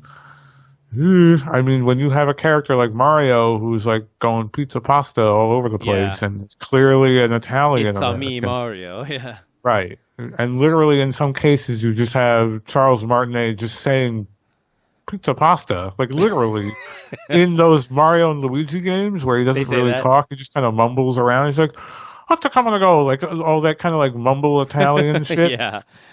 And but because Italians are basically they're just white, they're not in that kind of class. I see what you're saying. So there is a double standard. Indeed. The argument though is that okay? And it's a tough argument. Is it? I'm sorry. Is Is it it okay to that have a there double is standard? No, Right. it's not. Why is that a hard You would argument? say it's not. So if you're willing to let me play that devil's advocate, it's Go ahead. because only one side is facing the dangerous end of the persecution. If you're gonna sort of co-opt the affects of a white ethnicity, what real harm does that potentially translate into when those people really aren't historically under any kind of danger, where Native Americans, black people, Jews, gay people, what have you, continue to be by people who still don't like them. A white Italian American not really facing a ton of persecution today in 2019. I'm gonna And say I that think I don't. In this day and age, there's not really that much. Like the racism that people think about these days, I don't think that's really happening. I'm sorry. The racism that people imagine that black people and stuff have gone through no longer exists today. But setting that aside, my question to you then is, well, what is the harm or the persecution or the negative thing that's going to come of the feather to Native Americans? I An think unrelated thing, right? Even if whatever that had to happen to them in the past, I don't feel like any piece of art in Super Smash Brothers is gonna drum up to any translate directly. That's why I'm sort of like more on like this is a rough example of where I feel like it's about as distant as you can maybe be. But I think the argument for its removal is that they've had hardships in the past. they have and had hardships in the past, but also, I mean, this shit does still exist today. I mean, if you look at the marches in Charlottesville, there are still really disgusting people out there who have and still want to do really disgusting things. Like they're openly Nazis. They're not pretending to be Nazis. They're not sort of skirting it. They're calling themselves that. So they're out there. I mean, this shit does happen. People still spray the N-word on black people's houses in America. It's really unfortunate, but they do. Okay, that is unfortunate. But should and that's Japanese really, artists and I mean, any artists so unrelated to that have to care about that? I mean, there was a Japanese developer who makes a famous game, but for some reason I can't remember what game it was that he makes. Maybe something like, oh god, Soul Calibur, maybe, I don't remember. But anyway, this person, this Japanese developer was asked by, I guess, a fan. He said, "Hey, I really like Vikings. It would be awesome if you could put a Viking character in one of your games." Right. And he replied to that person. I don't know if he felt like that person was implying something or if he just wanted to make a statement to the whole world. But he replied to that person, this Japanese developer, and I guess he said it in Japanese and then somebody translated it. Yeah, I could do that. Oh, but no, I can't do that because somebody somewhere is going to be offended or worried about it. And I couldn't possibly make him look like how I picture Vikings looking with, any kind of stereotypical garb, because that's going to be a huge problem for everyone. And so, instead of doing that, maybe I should just make him wear a T-shirt and jeans. In fact, maybe I should make all of the characters in my games wear T-shirts and jeans. T-shirts and jeans. And all of the T-shirts should just be plain white T-shirts with no images, because if they have images, somebody somewhere might be worried about it or offended by it. Some Japanese developer replied to someone with that. I was pretty impressed. I think that's a pretty clear frustration with everything that's going on, and I can see where it's coming from.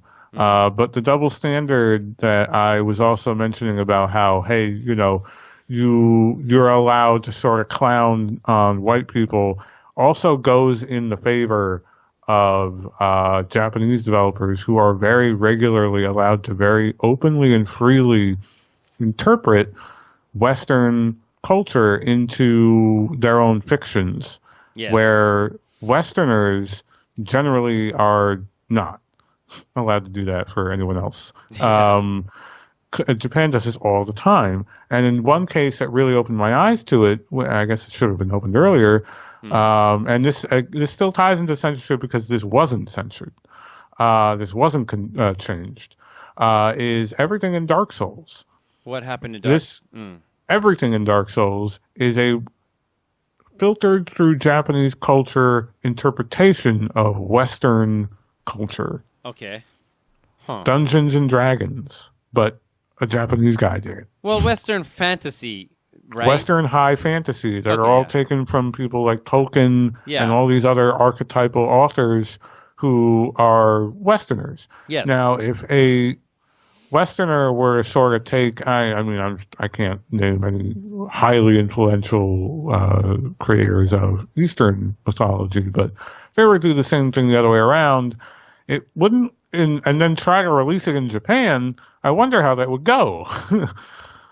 So you're saying if a American developer, for example, made a game where they changed up Japanese culture into their own and made it more American. They wouldn't care. Time. They would not care. That kind of stuff. Is this identity politics? You mean sort of the way that Americans don't care, or enjoy it? In fact, yeah, right. They wouldn't care. That's what I think. Right. I think that's probably true. I think they wouldn't the perception of it. They might censor the gore because they don't like gore, but I do wonder if there'd probably be some tiny amount of people who would be like, this is not how it works.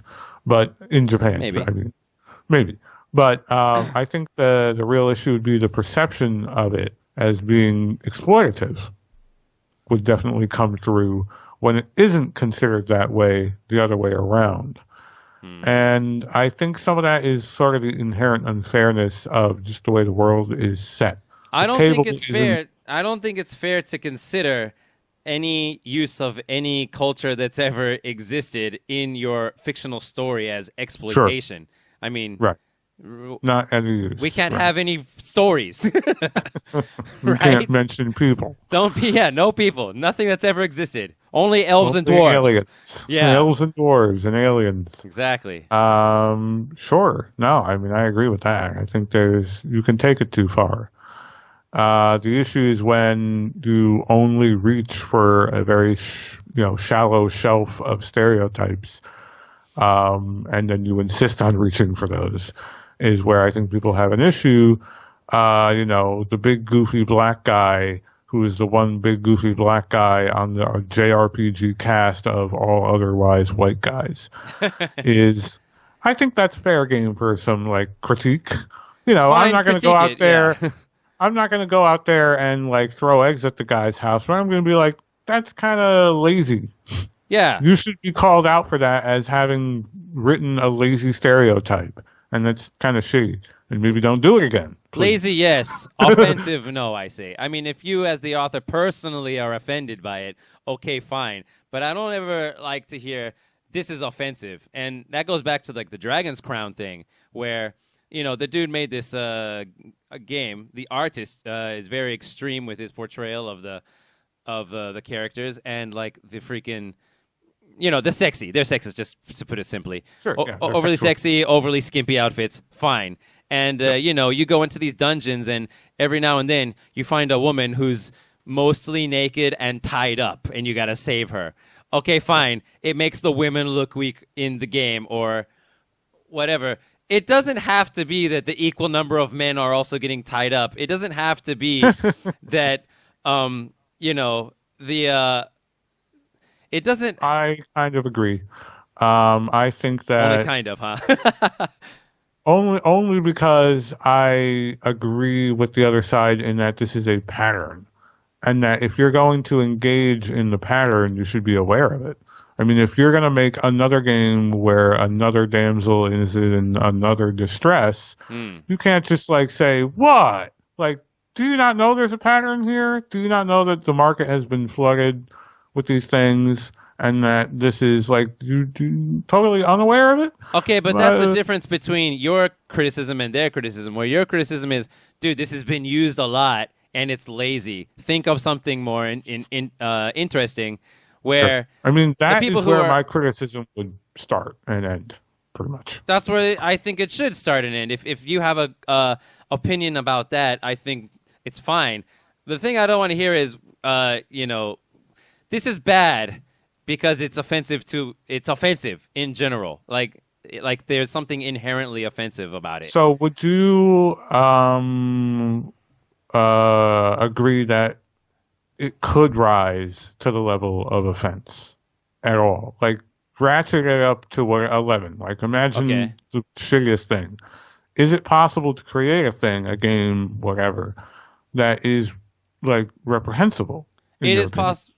Well, yeah, it's possible to create a game that people don't like, and those people who don't like it should not buy it, and the people who are reviewing it should say, I don't like it because of this reason.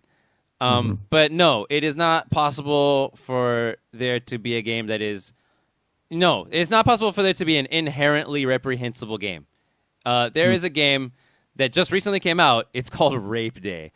I was about to mention something like sounds that. Sounds evil and terrible to most people, even to me. I don't like that kind of game either. But, to some, edgy person on the internet might think, no, this is awesome, dude. What are you talking about?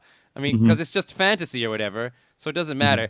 It doesn't make any sense to me, at least, in the case of America, that we say, no, this could be inherently offensive or evil or worthy of censorship. But then, okay, well, where are all the people who think God of War is inherently what is the word you used? Right. Reprehensible. Reprehensible. Where, is that game inherently reprehensible? Right. No, right? You can always find people who would think, Mario's were reprehensible because of the Italian thing. Yeah. Or even something more innocuous. Whatever. Because he's violent. Abuses too turtles. Violent. Yeah. Yeah, right. It's animal abuse. Yes, you can always find someone. Yeah. So no, there is no art that I would say, because you say offensive. Well, it's just on a person by person basis, and my answer to all of the people who don't like the game, who are offended by it, should not buy it. There's tons of things that I do not like in games, right? I don't like those overly gory games, right? But I wouldn't. You don't like them because they're just not to your taste, or because you think that they're Well, what's the other reason? Other that people say it's reprehensible, then it's not to their taste. If they think that it's gonna have a negative effect on society, right?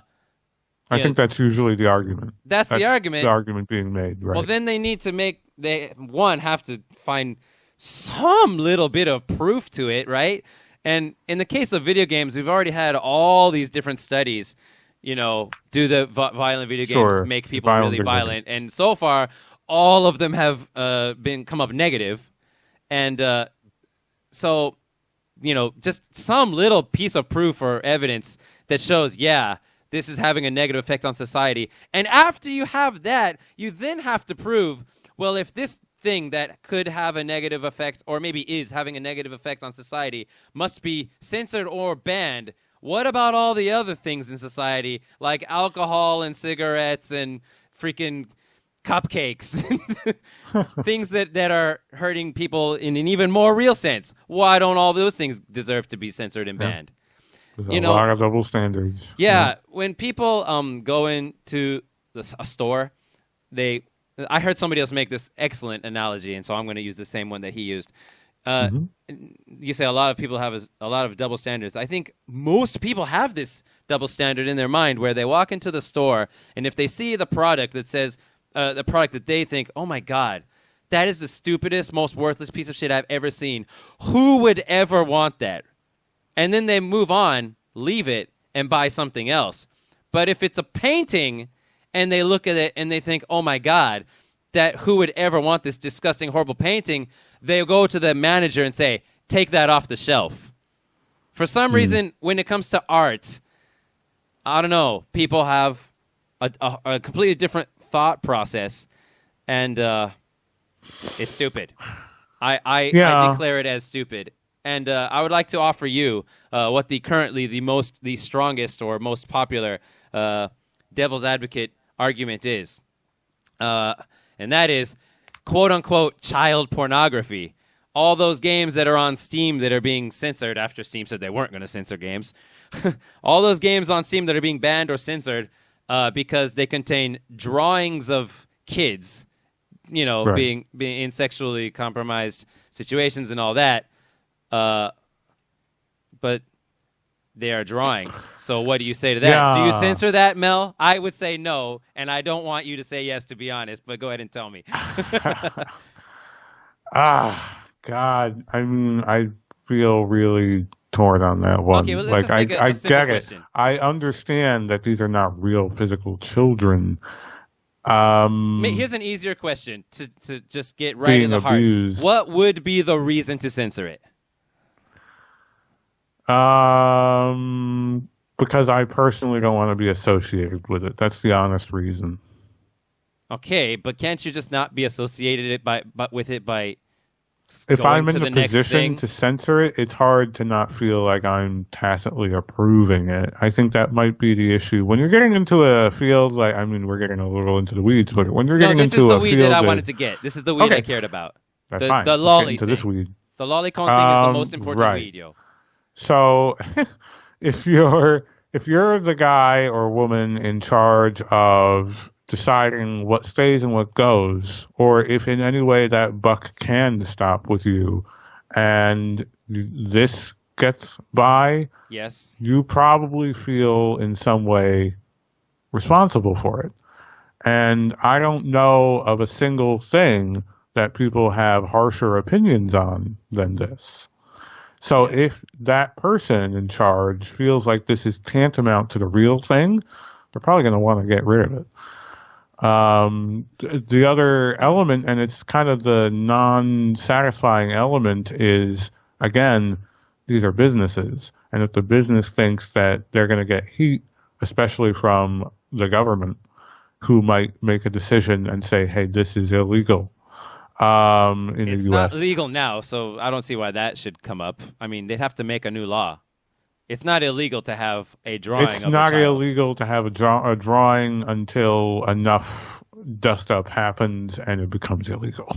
Well, if it becomes illegal, fine. But why should it Is it- become well- illegal, though? Why should it become illegal? What A is lot going of shit's illegal that shouldn't be. That's not a standard for anything. Illegal Okay. is illegal. A lot of the times, fairly arbitrary. But could you not imagine this kind of rising to the occasion where enough senators and representatives are like, yes, this is reprehensible, ban it.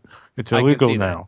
I can see that, Right. but okay. So if you're the guy in charge of Steam and you're like, I don't want my name on this, I don't want that to end up happening to my platform, I don't want to get in the news for this shit, I have children of my own and I have a social life of my own, and I'm not putting my personal stamp on this at all.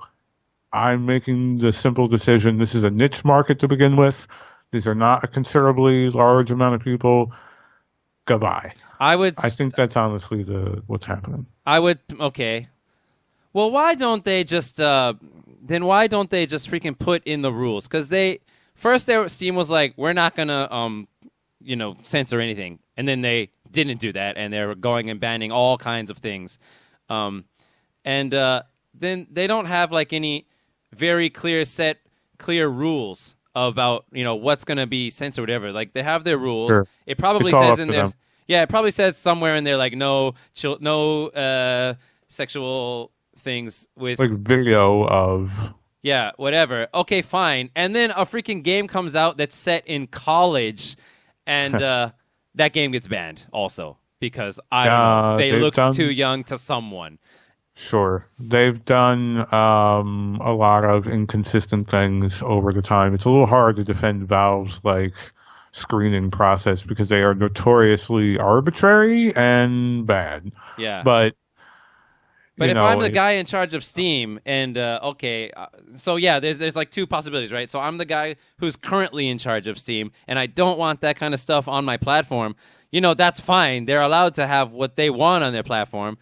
But then they should set the rule. That was what I would say, and make it somehow. I can agree with that. Some rule. But then the other situation is if I now am in charge of Steam, I would do what they were going to do before and say, no, if it doesn't break the law somehow, sure. It can be on there.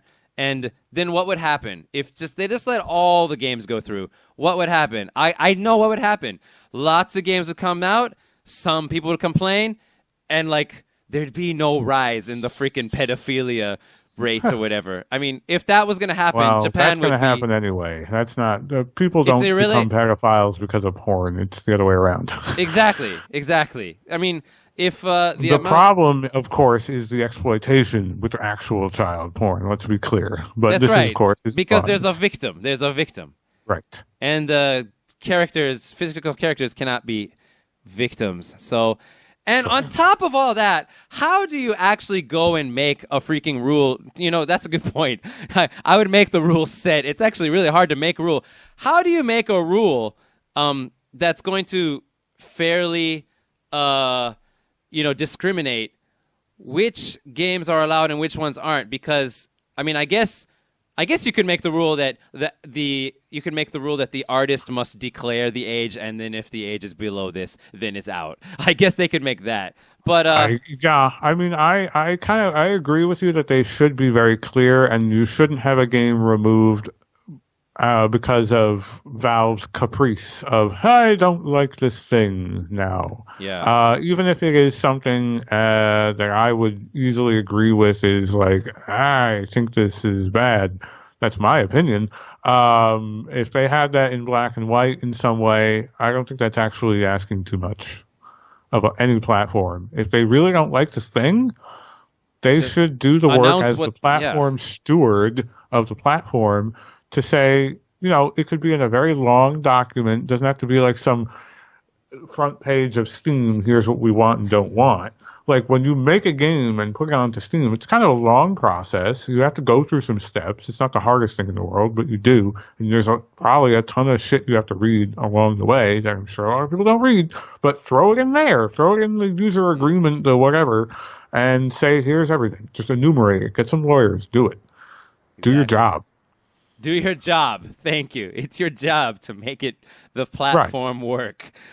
So I think the problem that people who want to see whatever goes, like that platform appear, is they're not going to get it, though. Because what's going to end up... Oh, the anything goes platform? The anything goes platform where everything can stay and it's totally agnostic, I feel like is unlikely. Because what's going to end up, yes. Right. Because what's going to end up happening is the one platform that does allow the things that no one else wants to stay is just going to end up having just that shit. And then it's going to become that platform where just that shit sits. I don't know. Because everyone else...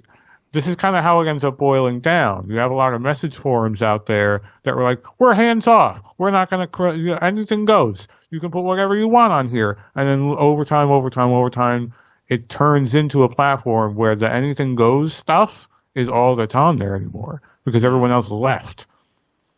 It's like sort of a soft social pressure that happens. And this is what other platforms don't want to have happen to them. So it's like the first one to blink sort of scenario. and I GOG's don't not know going if to that's do really it. going to happen. Steam's not going to do it. In the case of Steam, they're by in the far. case of Steam, they have a monopoly right now. I mean, they basically do. Epic Game Store just came out. They're not doing that well yet. They've still got a long way to go if they wanna, make any, become any real competition for Steam. But yeah, all this time, the only one that anyone ever used was freaking Steam, and all these guys. It wouldn't happen overnight. It could happen overnight if Steam wanted to just do the thing they originally said. Yeah, you can just put it all on there. The thing I said. Yeah, that wouldn't happen overnight. Yeah. But you try to convince people over in Steam that it wouldn't happen in 10 years, where Epic doesn't end up being the sort of squeaky clean platform that all the AAA developers are and their investors are, happy putting their games on, and they're like, oh, you're going to put your game on Steam? Isn't there porn on Steam? I'm going to put my game only on the Epic Store, thanks. I don't know. We're an above-board company, sir. This is your speculation. Is there like a... It is. I don't know if Well, no. I mean, I am kind of referencing, like I was saying before, like message boards. Like, 4chan didn't used to be completely disgusting, but now it is. Oh, really?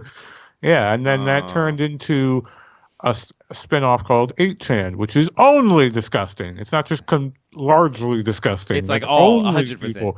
It's people specifically who wanted to post child porn went there. Okay, so you do have some evidence for real your speculation. Child porn.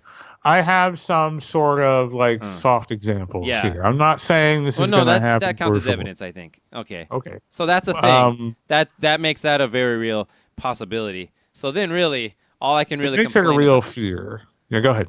So then, really, what I can really only claim... I mean, I don't play Steam games anyway. I play PlayStation games, and the whole thing that's happening with PlayStation is the one that directly affects me. But, sure. I mean, the whole... You get all these people like me who say no censorship, no censorship, no censorship, no censorship, except for Lolita complex freaking little anime girls.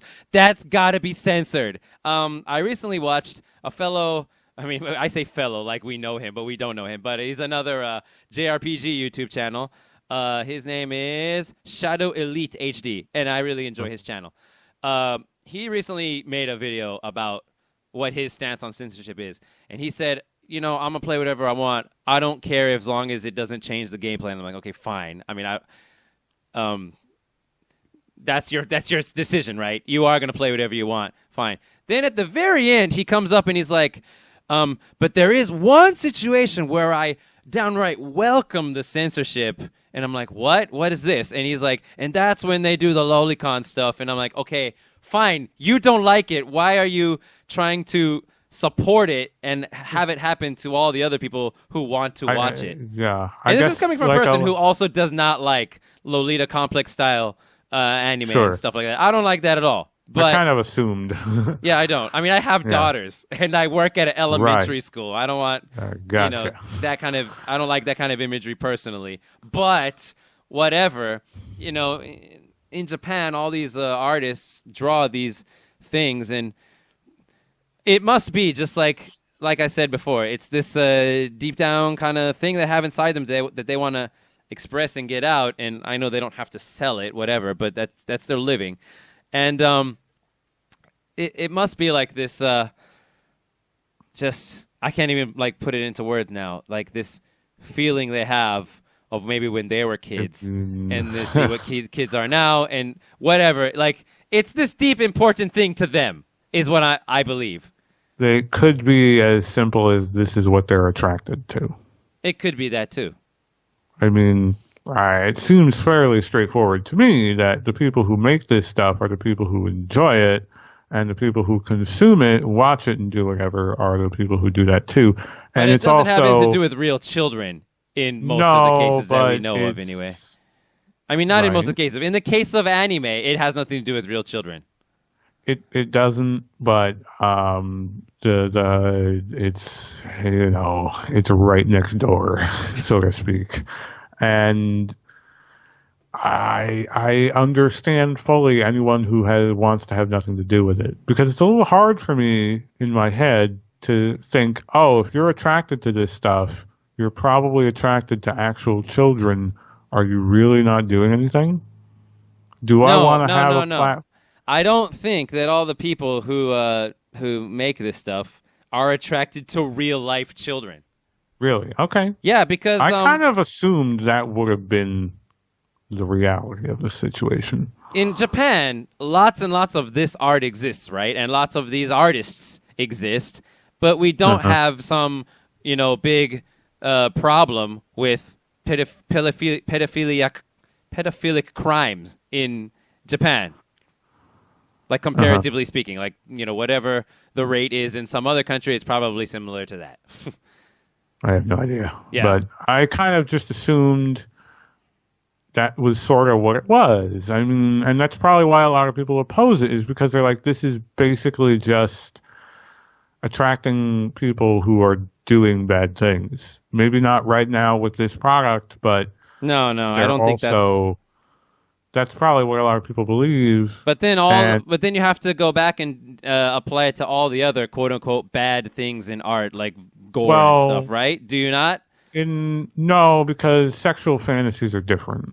That's a different thing. You're not born wanting to gore someone. You can be born a pedophile, unfortunately. Okay, then what about like 50 Shades of Grey? Does that have to be censored? That's a rape fantasy. In that case, I mean, was it really a rape fantasy? Was that what was going on in that That's movie? what I thought. I haven't read it or watched it myself. I think it was more like a S&M bondage fantasy thing. I don't know if it was unwilling. Let's just assume for my argument that it is a rape art. Rape art of, I mean, do you think all the people who want to watch that want to be raped or want to rape? No, right? I suppose not. Yeah. I suppose that's not everyone who watches it. What would be good is if we had somebody who actually liked this kind of material on here, because I don't like rape fantasy, pornography, or gory God of War type stuff, or I don't like any of this kind of quote unquote degenerate bad stuff. So I can't speak from a position of. I can only speak from what I'm pretty sure people are acting on when they say they don't want it. Is they're trying to distance themselves from the people who are abusing children, while in the interim they're not doing so, they may be watching this stuff. That's probably the belief that's motivating the censorship demands. I say that all the people who are worried about who they're going to be associated with should just say, I'm not going to watch that, and not worry about whether it gets censored or not, and not even and not call for the censorship of it. And if somebody is if you feel like somebody's what's the word, associating you with these kind of people, just stand up for yourself and say, no, I don't do that. And I just disagree with the censorship of art because I don't see how it could work or the point of it. Anyway, that's all of that. We went deep as we wanted to go. I think so. Thank you very much, Mel, for having this conversation. Hey, it was very edifying. It was a very nice long-form conversation. Yep, and so that means now we don't have to complain about stuff in any of our other videos. We can just keep on making. We got it all out. We're done. No more complaints. Exactly. We can just keep making fun JRPG videos now for the rest of the time, I think. All right. So that's the end of this one. If you don't know what this is a Turn-Based Memories. This show today is just a random conversation, but we have our RPG podcast, Turn-Based Memories, where we talk about where one of us assigns a game that we love to the other who has never played it before. They play it, and then we come and talk about it. And we have original music and scripted segments on top of the general, just straight-up conversation stuff. And it's super awesome, and I recommend it. The last one we did was on Shin Megami Tensei, not Persona, Shin Megami Tensei Nocturne. That's Shin Megami Tensei 3, I believe. Yes. And listing is 3? Okay, yes. I think we had this conversation before. I believe it's the third one. So go check that out or any of the other episodes that we've done. And the upcoming episode after this, we're both playing through Tales of Vesperia. And I have loved it in the past, and I assigned it to Mel, who is playing it for the first time right now. That's correct. Yep. And that'll do it for today's super dramatic episode. Thank you much for listening. See you next time. Bye.